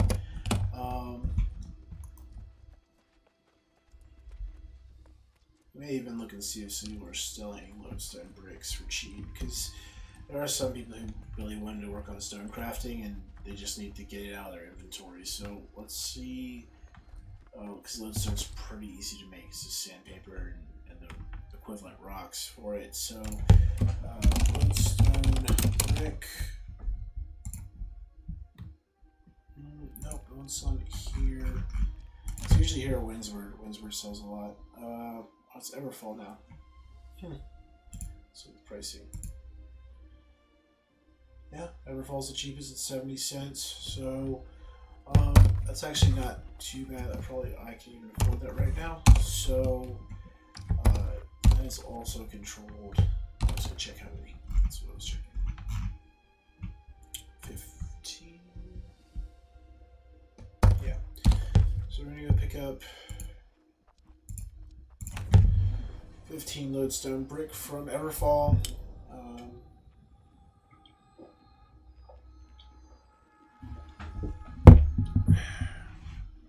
I think, yeah. Once I get these and we go back to Monarch's Bluff, we'll go ahead and have our intermission, stretch the legs, get ourselves, get our eyes a break real quick, and then get back into it. But I'm gonna check real quick here. This is still.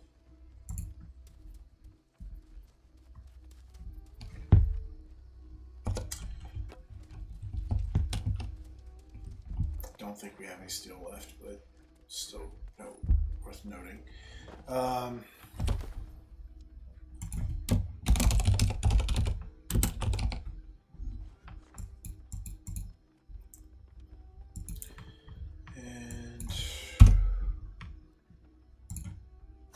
so 11 gold, I'm going to get a huge chunk of experience for that. This is great. We can take a look here, actually. Doubt they're selling layer cheap. That's usually cheaper over in the higher levels. Yes, that's some of the other ones you're looking at. That's not too bad to get.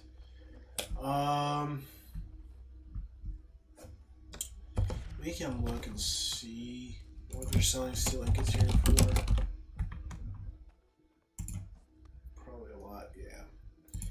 But one thing that's true is that this is usually, typically it has the lowest prices of iron ore, which can, 29 cents. So,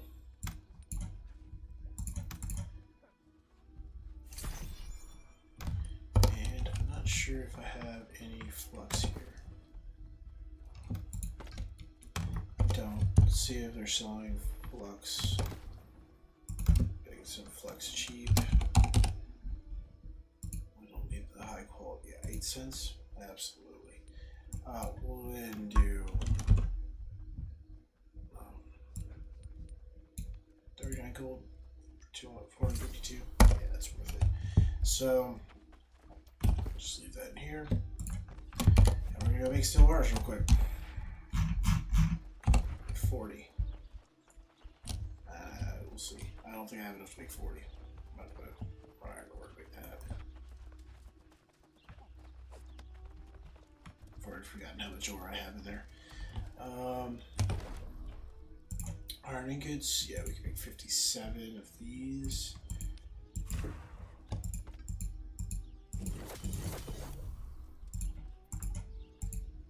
Oh, I don't have charcoal here. That's cool. We'll just bring it back. I'll take the flux with me and the iron ore or iron ingots with me. And we'll do the rest of the conversion to steel in Cutlass. It won't be that bad. And we can also try to cut some of our materials in half and take it with us on the hearth back or the recall back.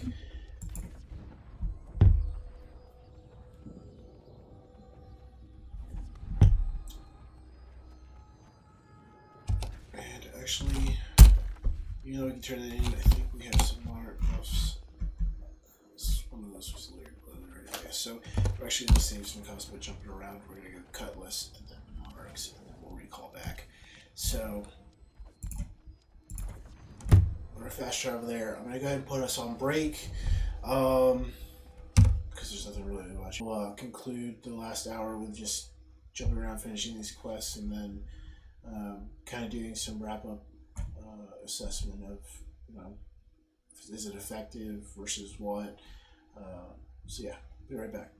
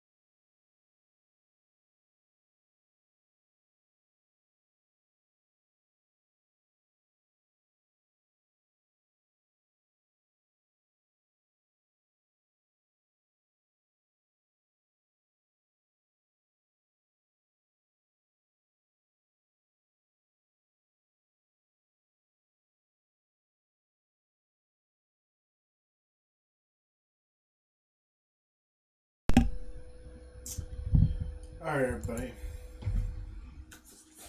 All right, when we're back, if you're not back yet, that's okay. I just wanted to go ahead and jump back in this. It won't take too long away from everything.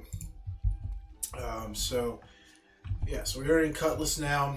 We're gonna run up here and take a look at the town project board again. See if anything new has popped up, anything like that. It's going to give us some good experience. Not really.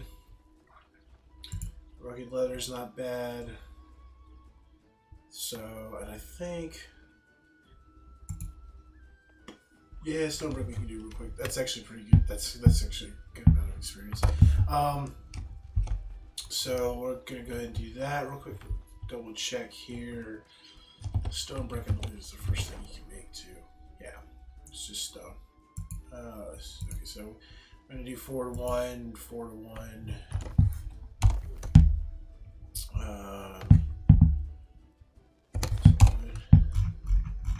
Stone brick. So I need 40 of those, which requires 160 of the previous thing. So it's gonna be 640 stone. We have to go far. Which isn't horrible. Oh, we're gonna make the rugged leather real quick because I know that I have the mats for that. I'm pretty sure I left all the other rawhide here. I don't think we used all of it, so we're gonna find out though. I did not, so.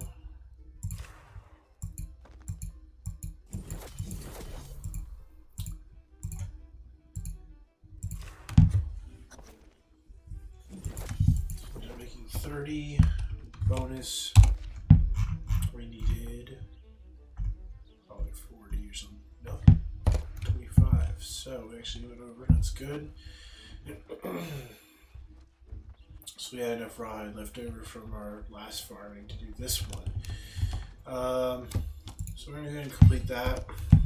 Let's go ahead and get the stone knocked out of the way. I don't usually keep stone because I'm already having bank or storage space issues. That sounds the right way. Storage space issues with my bank area. So rock is heavy. I already can max it out with between wood, ores, and I think the remainder is really mostly leather, wood, and ores. It's big crafting things. So, and rock is frustrating to get, but it's not difficult. Just go out and go bang on a rock. There's rocks everywhere. So generally try to save room in my banking area or storage area for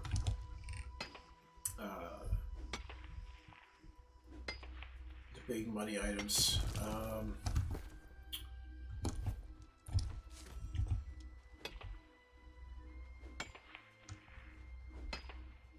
I think I may have put all that iron in the bank out of habit, so that is what it is. We'll see if we have steel.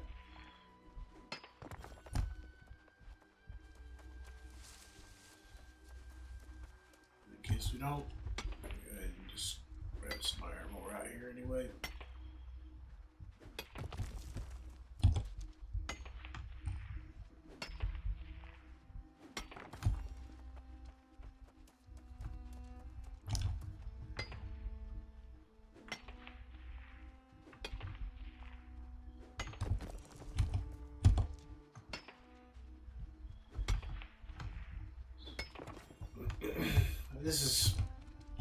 This can get kind of boring. The section, the amount of farming is really why I actually walked away from this. I'm going back to it because it's a viable leveling method. It can get a little monotonous leveling this way. Um, but I mean, it does have a lot of benefits. Uh, when you have the mats to do it. We're going to go the extra value. If I really wanted to, I probably could just stop doing this, go do the traveling, go drop off the layered leather, I think I need to make some more wood planks, so I would be stopping by somewhere to make bows anyway, so I could make the wormwood. And just I could just go drop them off. Probably between all of the layered leather, silk, satin, all the big heavy money items, I probably could already get that level. However, pushing a little further into 52 by just doing some of the mining is worth it. Or not mining, but breaking these boulders up for rock. So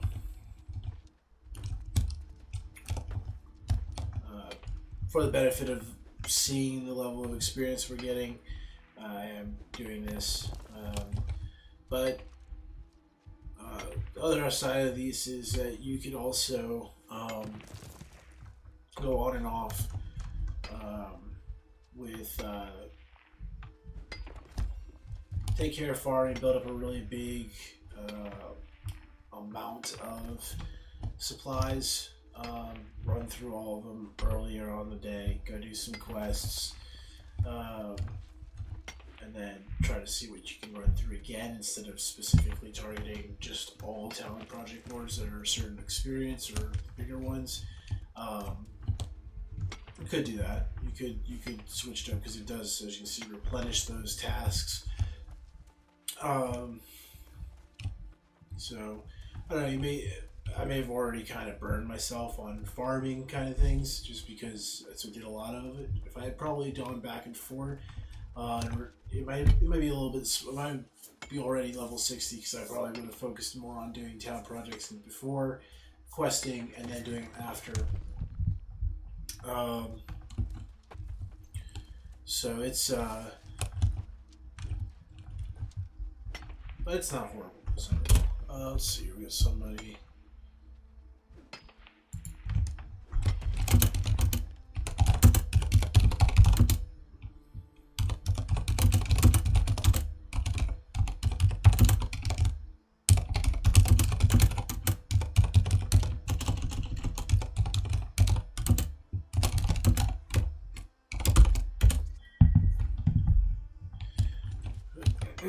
So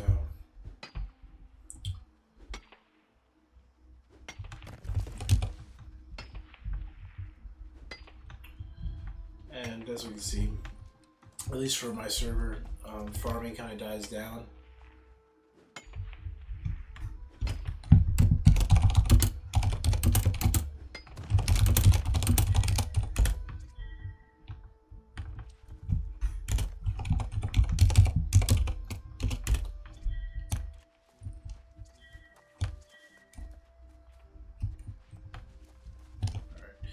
Make one detour here.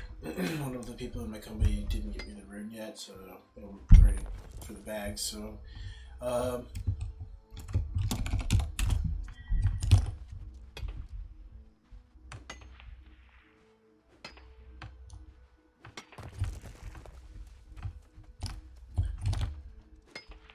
we're at 602 stone, so we're about to just be done anyways.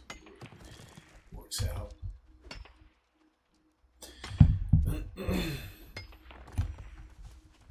Alright, 640, which should be the number we need to go ahead and craft over to the stone bricks. So that worked out well. Yeah. So we're gonna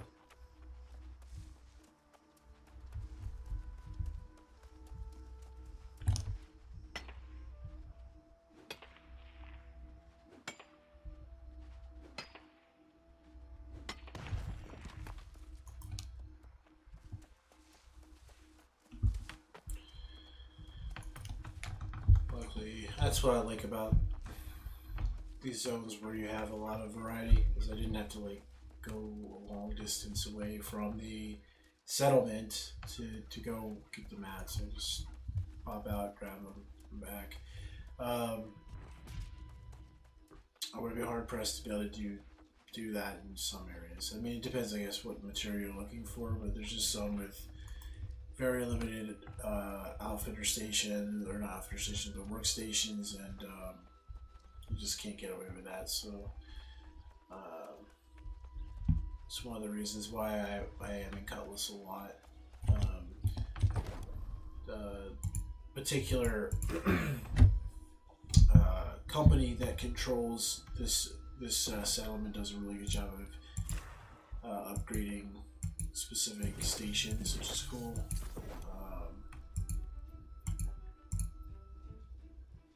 Actually, I can use good stuff for this.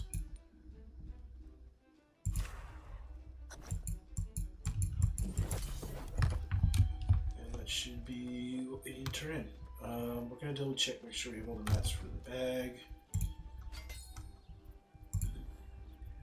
Get fibers. There's soak, which we're not going to do yet because you see how much soak we have for the bag. So I had not remembered that his bag was not crafted yet. Let's see here. So yeah, we're good. I'm gonna have to go make some more layered leather here soon. Probably good old soak. And I have enough Azoth to throw into his bag, which is good. For those of you that are newer to the game or maybe don't do as much crafting, Azoth is important to incorporate into crafting if you want to get the extra perks and have a higher quality item.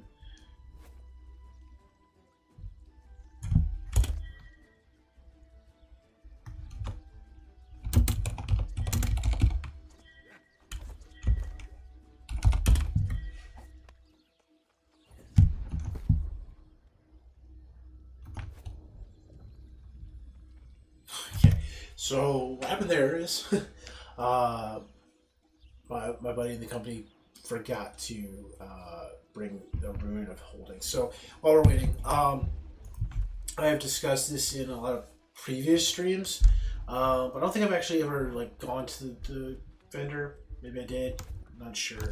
But if I haven't, here's it. So when you go to the faction board, you're picking your quests for your particular faction. Mine happens to be Covenant. There are buy rewards, so you'll get these tokens from completing these missions, and it allows you to buy some gear items, and they all the way up to level 60, and it's got some really great stuff. However, current one I make is a tier 4 bag, so the in this case I will just say 3rd rank because I was going to say the specific rank, but they're different for each faction. The Great Rune of Holding though is the same. Always takes 5,000 of your faction points, as well as 1,000 gold. I need one of those to make the bag. And since it is one of the most expensive components that I can't farm, it can only be purchased. That's what I'm waiting on. It's probably one of the biggest costs. I usually sell my bags for actually pretty cheap on this realm. I sell them between $1,750 to $2,000. Depends on quality of bag. However, usually they go for 3K. I like to make money, but at the same time, there's people who want a bag.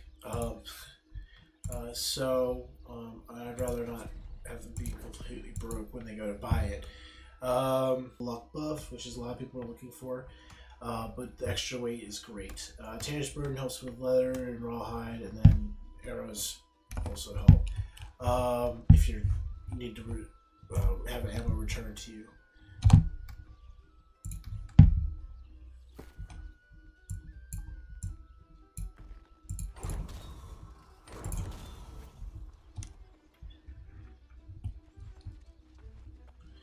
So there you go.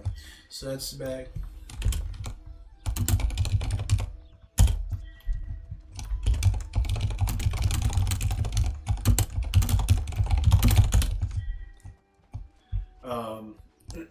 Obviously, I didn't accept any money there. That particular buddy sent me 8 vials of Azoth.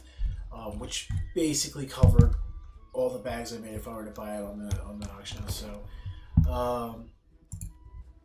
I appreciated it personally. It was really helpful. But now we gotta go make some more layered leather because, or I gotta make all of it. So we're gonna go farm some rawhide here soon. But we do have enough silk to turn in, so we're gonna go ahead and turn in the silk one.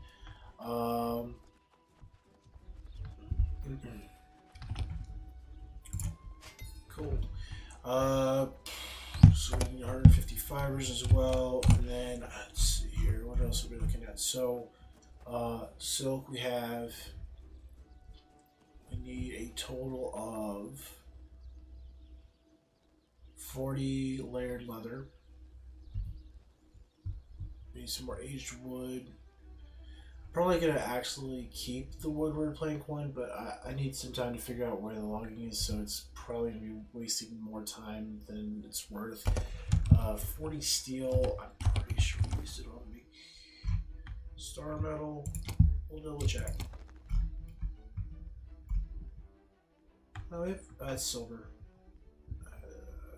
No, we have iron. Okay, we have iron. We haven't actually converted it to steel yet, so we're good. We're gonna go ahead and convert it to steel. I think I might have been saving it in case I thought it was gonna go iron, but it didn't. It was steel. I haven't seen any iron ones, so that's cool. So we're gonna go ahead and just we'll do that. So we did pick up some roller. I'll go ahead and do this. Cool. We're gonna wait on making star metal because obviously we don't want to use up all our steel.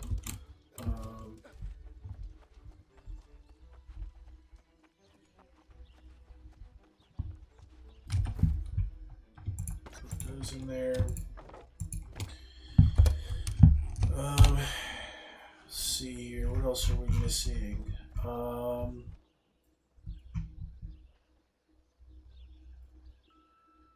So we need 40 satin.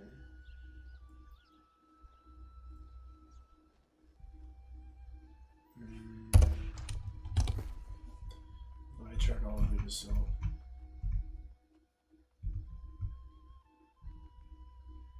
Oh, we have satin and silk, so we're good. We'll get there.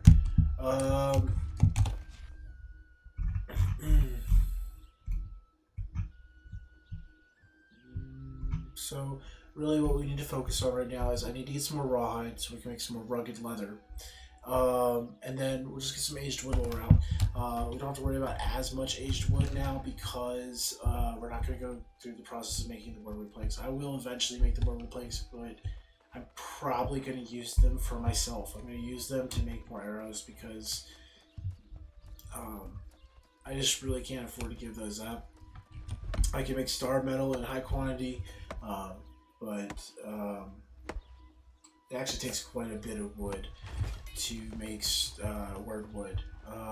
Plus I need to consolidate it somewhere that has the higher level woodworking, and since that is constantly shifting and I haven't looked into it recently because I had a good amount of wordwood stocked up, not specifically wordwood, star metal arrows saved up. I need to go track that down ahead of time, and I'd rather not waste that time that I have with you just bouncing around trying to find where in the world can I make star metal arrows. So we'll focus on this for the time being. So we're going to just kind of work our way through here, grab enough mature wood. I need between 160 and 200. As long as we fall in that range, we had 40 aged wood just sitting back at the storage unit. And then once we have that, we'll just continue down. I like to farm the alligators along the beach. They're pretty consolidated for the most part. I mean, they're spread across the beach, but they're easy to tackle, take on, and they still give away a good amount of leather.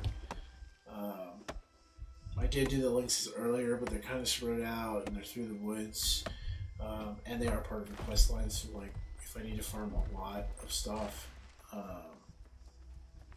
it's not really ideal. use things that are quest items. I mean, the alligators are quest items, but they're quest items to upgrade your campsite. So even if you're not big into doing other like side stories, a lot of people are interested in upgrading their campsite. So I really don't want to have to compete with that while I'm trying to do my skinning. So I like to just kind of move on and go somewhere.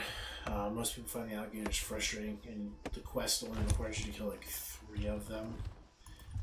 So, you know, there's quite a few there. Whereas I know that a lot of people had a hard time finding the lynx cats that run around there, just because they're spread out and everyone needs to do well, not everyone needs to do the quest, it's not a requirement, but everyone wants to do that quest to get that upgrade. So there's a lot of competition there, and we'll just fight them there. We'll probably kill a few cats on the way through, but it beats the heck out of trying to farm it.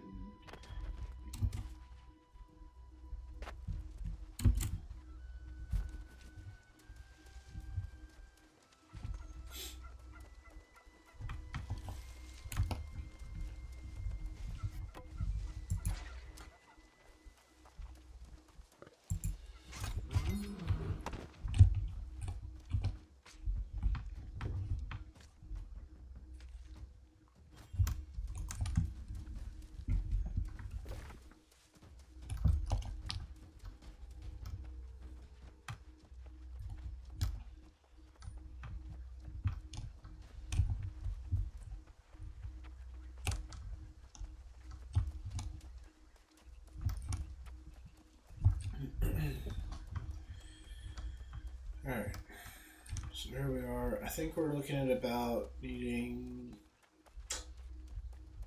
I want to say we're going to need about 1,000 rod. That's the truth. We're going to need about 1,000 rod to make enough rugged leather to do anything impressive.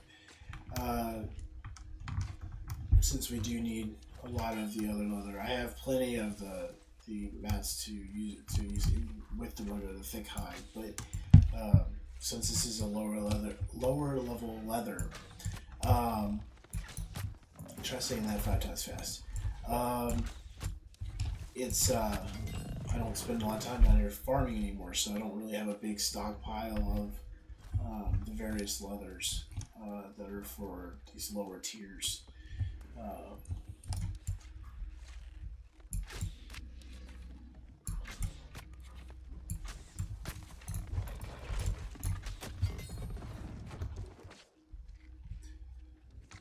So that's what we're here doing now. I could buy it, and normally I would have the funds to buy it because it is cheap. There's a lot of people selling this leather for cheap, not in all banks or all trade markets. You have to travel a little bit. Some people just take advantage, like especially in higher level areas where they know you can't get this as readily unless you're, skinning the sheep and the rabbits, and you want to skin like 1 billion rabbits to get enough. They just sell it for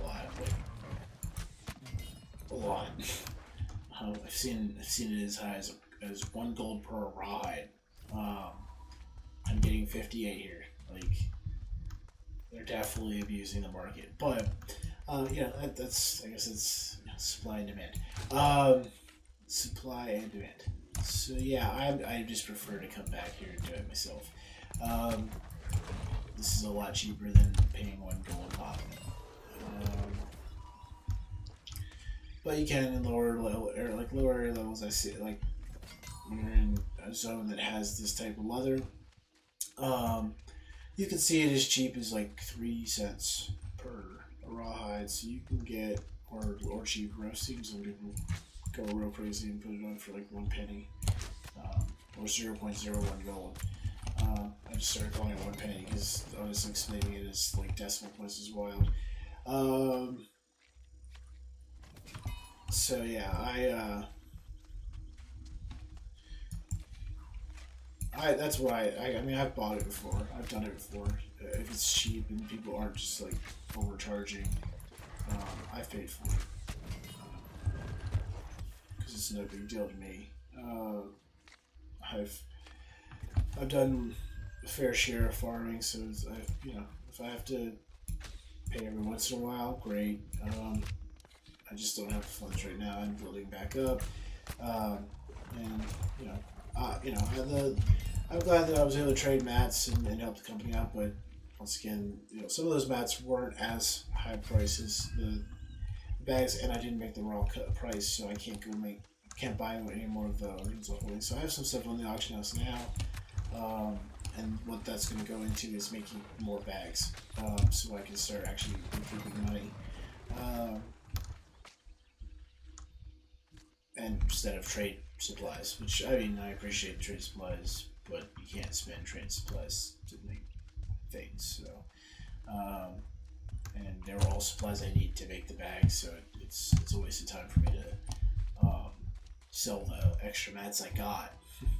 So yeah, I'm gonna use the next couple of bags I make to just generate some money back, and I would be willing to at that point go pay 1 to 3 cents a rawhide, and just buy it in huge bulk, and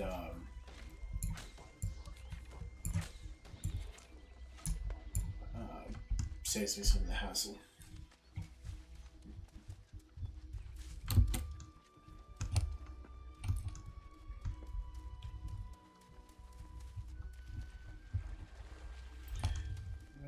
Kind of cruise this shoreline real quick for alligators.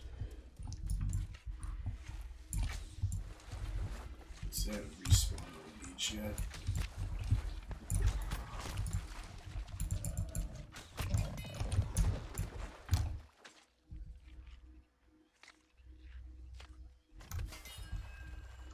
So we're at 711.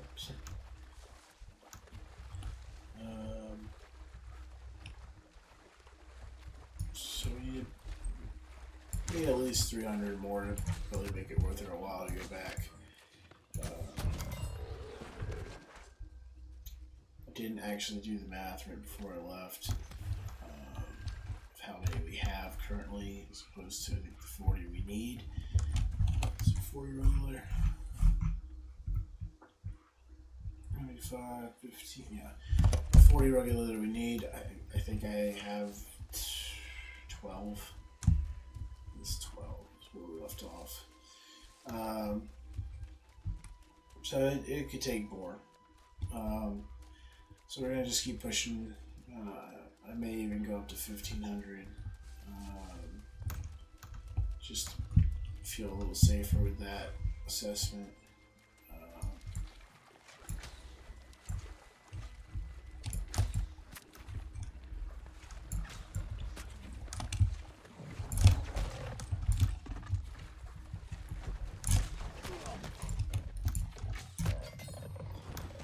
And right there, if you're wondering why I just let myself get smacked in the face multiple times, that's because I was going for a heavy draw to try to just finish it up and wrap it up.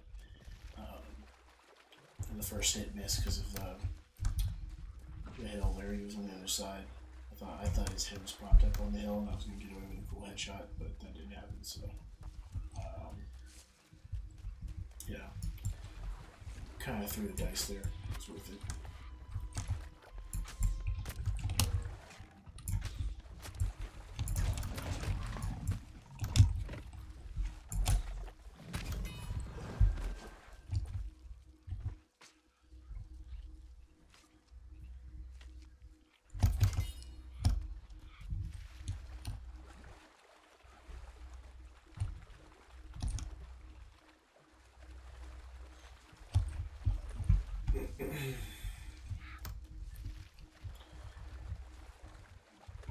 I don't necessarily say like it's a bad thing, but there's probably some better places I could farm. It's just this is closest to Cutlass K. There's some more heavily populated areas with things you can skin that give you the same stuff. And at a 50 or 50 plus rawhides skin. If you found a really highly condensed area and I got some AoE weapons really, leveled up a little more, I could go out and get 2,000 rawhide pretty easy. Um, this isn't taking really that long. Mostly it's just the running.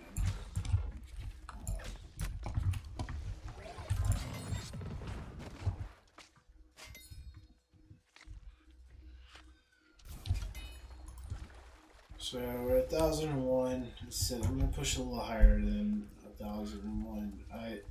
1,500 really. I'm just saying because it'd be nice to get back, show you everything going on. Now we'll lose time. I'd like to actually show the full progress of working on these town quests all day. As you can see, we are on the brink of leveling, and these are all very low level compared to me. These are, I'm killing a 28 alligator. I'm 51. So I mean, I'm not getting a lot of experience for killing these alligators. We really didn't kill a lot of enemy NPC thing. They're that's not NPC, PVE targets at all. So I mean, there is a lot of validity to this. This is almost a full level just from this, and yeah, I mean we're going on 2 hours and 39 minutes. So with farming, it's maybe it is as fast or slow as doing other things, but maybe it's all it's all one big algorithm, all coming up to the same answer. But one thing is cool is if you are combining it. Maybe you're doing quests one day and you just farm on the mats where you're doing quests, and then you turn around and the following day you just go ahead and go, hey, I'm just going to turn in everything that I farmed for the past 1 or 2 days of questing. I think there's a good way to optimize that leveling process using that method. You may not get very far in crafting itself, but you will definitely maximize your leveling potential, the speed at which you'll level. We're having some of that screen jitter again. That's what it is.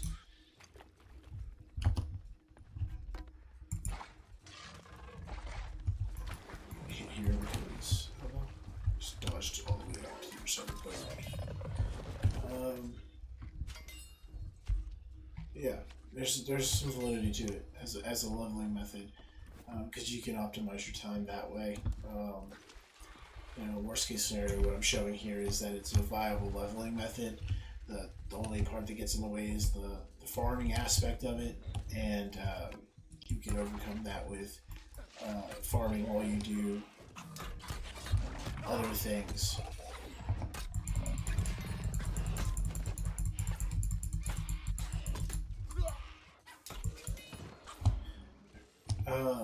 So just something to consider. Maybe if you're not max level or you haven't started playing yet, you're thinking about it.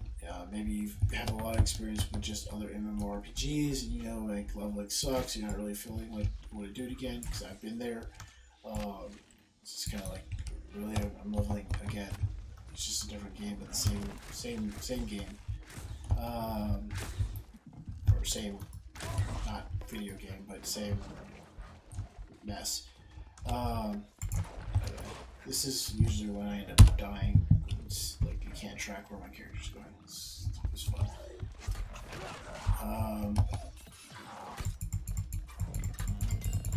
There we go. Alright, so yeah. We're at 1365. I think 1500 is where we're going to stop it, so that we don't run out of time here. If we don't get them all done, we don't get them all done. But yeah, they can. This is just proving the theory kind of thing, as I was saying, and then take from it what you want. Maybe it just looks like a lot more work than it's worth, and that's fair. It may not be your style of play. But I think that if I were to have to do all over again, um, without the fact that I've already done it all so far here. So I don't really want to level a whole new character at this point. But I believe that the fastest way to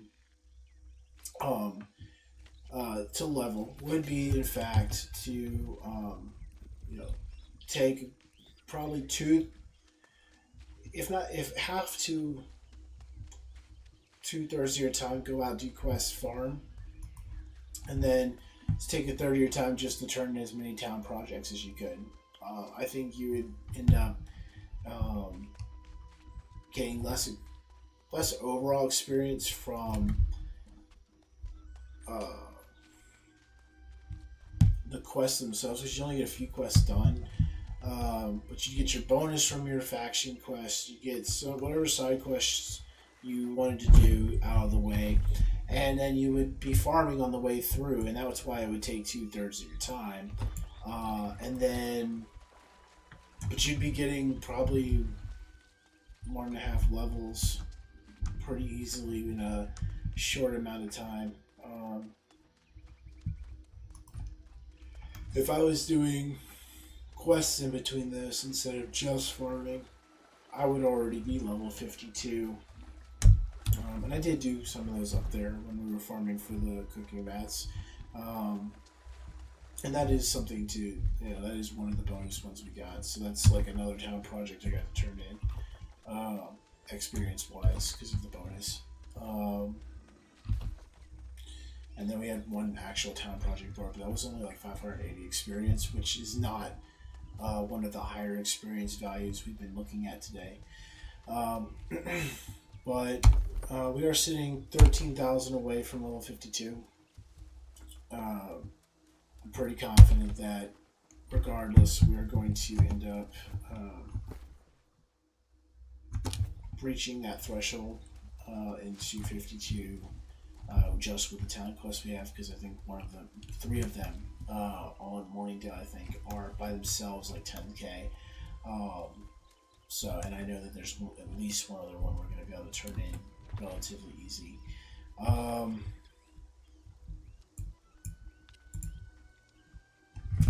So we don't have enough to fast travel with the current weight, which is what I thought was going to happen. So we're going to just run back. And since we're at it, and we have to walk back anyway, go ahead and grab some extra hide on the way through. And hopefully ensure that we get the amount of leather we need to make 40 of the layered leather, so that we can turn in both of those quests.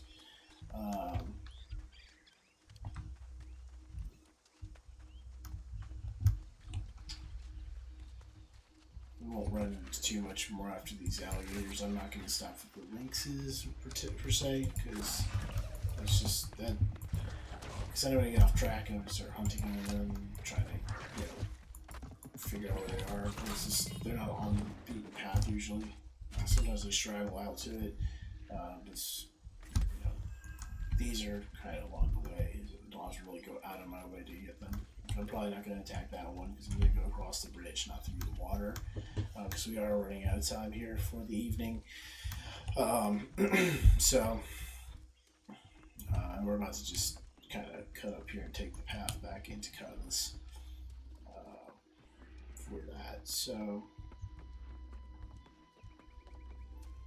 hopefully we'll have enough to, because Monarch's Bluff is discounted, we should have enough to just carry strictly what we need to complete the town project quests. To Monarchs, we'll drop weight because we're going to turn them in, and then we can then just hearth back, which means our weight won't matter, and then I can just farm some more days off for later. So, we should be able to use, even though we have very minimal Azoth and gold to work with, this is effective. That's the other thing, I kind of distracted myself there. The other part of this is the validity as far as the, time equals experience equation that goes into a lot of MMORPGs where you have to, you're leveling your character, is the most efficient method is to go make gold, and just buy the mats at each place. Don't farm them like I am now. I'm working at the disadvantage of I have some things that I'm personally investing in the game, for my reasons. But I mean, if I had kind of toned back a little bit on crafting, because I wasn't really super concerned about leveling crafting right off the rip. I said to myself, hey, I'll just buy it. I'll sell all the mats after I refine it for a really cheap price, or cheaper than what everyone else is selling it for. Make a whole bunch of gold, buy my house in one of my towns, buy my bags, just have buku gold. And I was stacked with gold right now. I could just be sitting in a town, just making I honestly, I wouldn't even have to work on refining. You can make a lot. There's some things that sell for way more unrefined, because the people want to level their skill and they don't want to go do the gathering part, which confuses me, but it's a true thing. And I get, and then there's people like me who have their stuff, their gathering's already there, their refining's already there, and they just don't want to go farm that thing they've been farming forever, so they can do this one little thing on the side to craft it. Or they have to make star metal ingots, so I need 2 billion iron ore because I need the ratio of refining is so bad. You're like, I don't want to go farm it. I'd rather just buy it for cheap. And so if it's not something you're worried about, you can make pretty good profit turning and burning resources like that. You might be able to buy everything without ever having to level it. So that's also a thought. The time equation will be cut down a lot if you take out all the farming from this. If I were to cut out all the farming from this and just the stuff that was in my bag, it would forget about it. It was too easy. It was quick. So, and we actually made off pretty good. Some of our bonuses.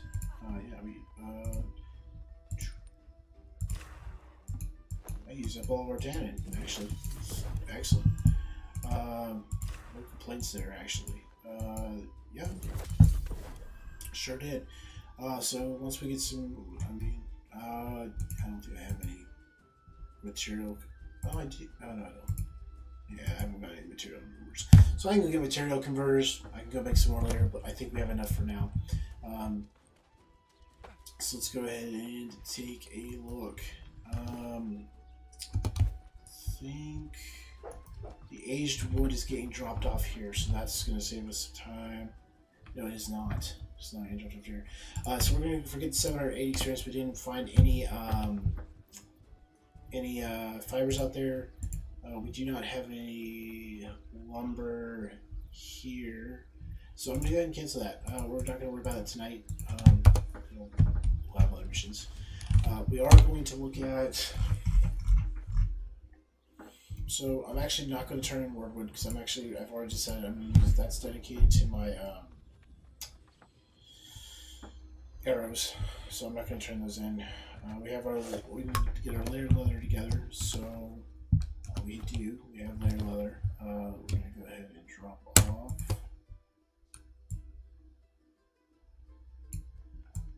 We only need 40 on us.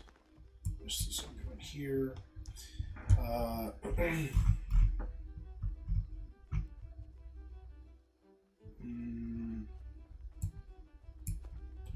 don't know why I thought I had extra aged wood, so we're going to cut down one more tree. We'll drop off the rest of the aged wood. Steel. I think it was...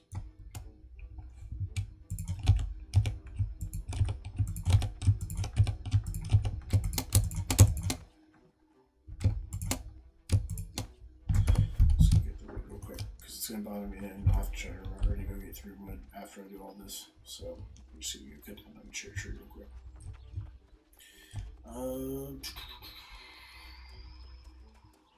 So I'm looking out here and cut down mature trees. So we'll try to find one. They usually respawn pretty quickly, so it shouldn't be like super difficult, but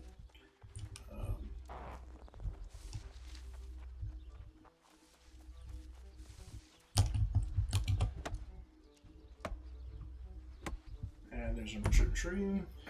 And anything over 200, we'll just throw back into the bank, because I'll use it eventually for wood. I think I can refine timber and lumber here, so it's in some ways it's really cost effective to get the timber and the lumber built ahead of time here, transport it with me, or using the trade market secret or not secret, but trick to reduce my weight, move over there to where with my wordwood to wherever the lumber station is that can handle wordwood, and then just craft it there instead. So plus I have all my refining agents here, so it works out. Alright, so our 40 layered leather, our 200 aged wood. Next on the list is 40 satin and 15 silk. These are both in the same area, so off our bank. So here's our silk, and we're gonna need 15 of that. Drag it over here, and then our satin, we need 40 of that. I'm gonna drag that over here. Cool.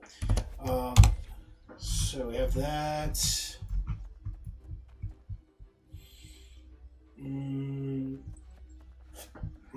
Okay, lodestone brick and 40 steel ingots. So I think I put the lodestone here to keep it safe. So I didn't do anything stupid with it.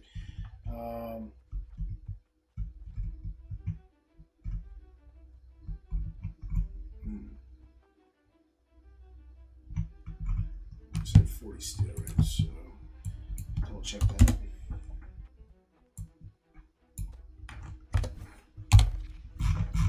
So I thought I'd turn 15 lodestone brick.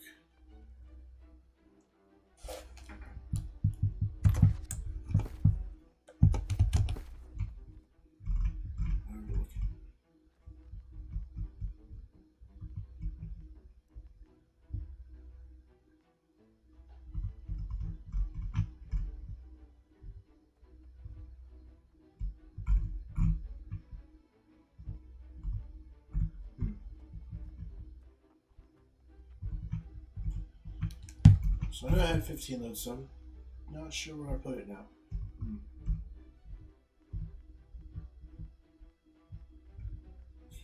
Maybe I shouldn't have put it in the bank. Alright, well, you know what? That's okay. We got like 3 minutes left, so we'll just take the hit on that. It's one quest. I thought it was already taken care of, I guess not. So no big deal. So here we go. We're gonna get a Monarch's Bluff real quick. It's 34.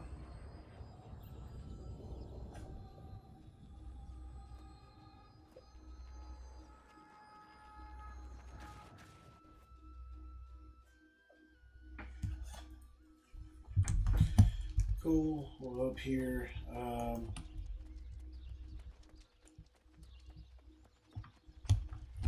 I put it in the bank ever file, which yeah, that can happen. It's only 29.20. I'll just save it for another time. So there's your 40 layered leather, 7,300 experience. It's excellent. You know about it ahead of time, so that's okay. Keep it for a rainy day. Recall it in. And we should be able to turn in the rest of our quests with this. And this should be the satin, silk, and layered leather turn-ins. So that's good.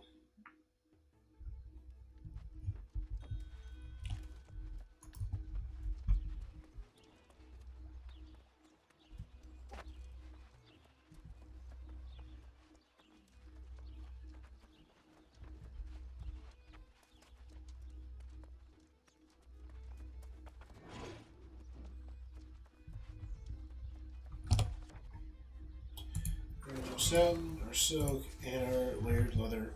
Oh, look at that. And a 7,300 experience quest for star metal ingots. So that put us almost a bar into 52, turning in those quests. So got some great experience here. We have 14,600 experiences sitting, waiting. I just need to get some Azoth so I can go pick up the star metal ingots and the layered leather, 40 of each. And that's a pretty significant chunk of experience to tack on. So hope to do that tomorrow. But so I would say that overall this is a really good leveling technique to throw into the mix. I think that I did it dedicated this time. That wasn't bad. I think that if I hadn't worked on crafting, just gathering and refining, I probably would already be level 60 just because of how many materials I have burned through. Leveling crafting. So these town projects require really in the long run a lot less of your mats than getting, in some cases, getting one level in your crafting. I mean, just for a quick run by before we wrap this up, let's look at outfitting station. Let's go to a silk hat. That's 11 silk by itself. The silk was just turned in was 25. I think the satin was 40. So the silk shirt 22. It's 3 off, and that's making that armor piece is not going to get you a full level in armor crafting. So you're getting you usually make like 3 of those or so, 2 to 3. So you're looking at 44 to 66 silk just to level 1 point in armor crafting skill, whereas that's multiple town projects. And the same goes with all the other mats. I mean, obviously there's variations in those, but overall you're looking at a pretty high cost to upgrade your crafting, whereas incorporating the 3 bonus experience missions from your faction missions, and then doing town projects when you have the mats, and then doing side quests to go while you're doing your farming, it's going to give you a significant amount of experience, and it'll stop you from getting leveling burnout. Anyway, with that said, I'm going to wrap this up. Thank you for joining me for tonight's stream. I hope to see people come back, give me feedback on maybe there's some things that you'd like to see more of, maybe specific questions, maybe something you'd like me to focus on in one of the streams, or make a video on. Either way, pardon. Either way, really appreciate you joining me. I hope to see you guys again soon, and I will be back on tomorrow, 6 to 9 p.m. Eastern Standard Time, and have a great evening.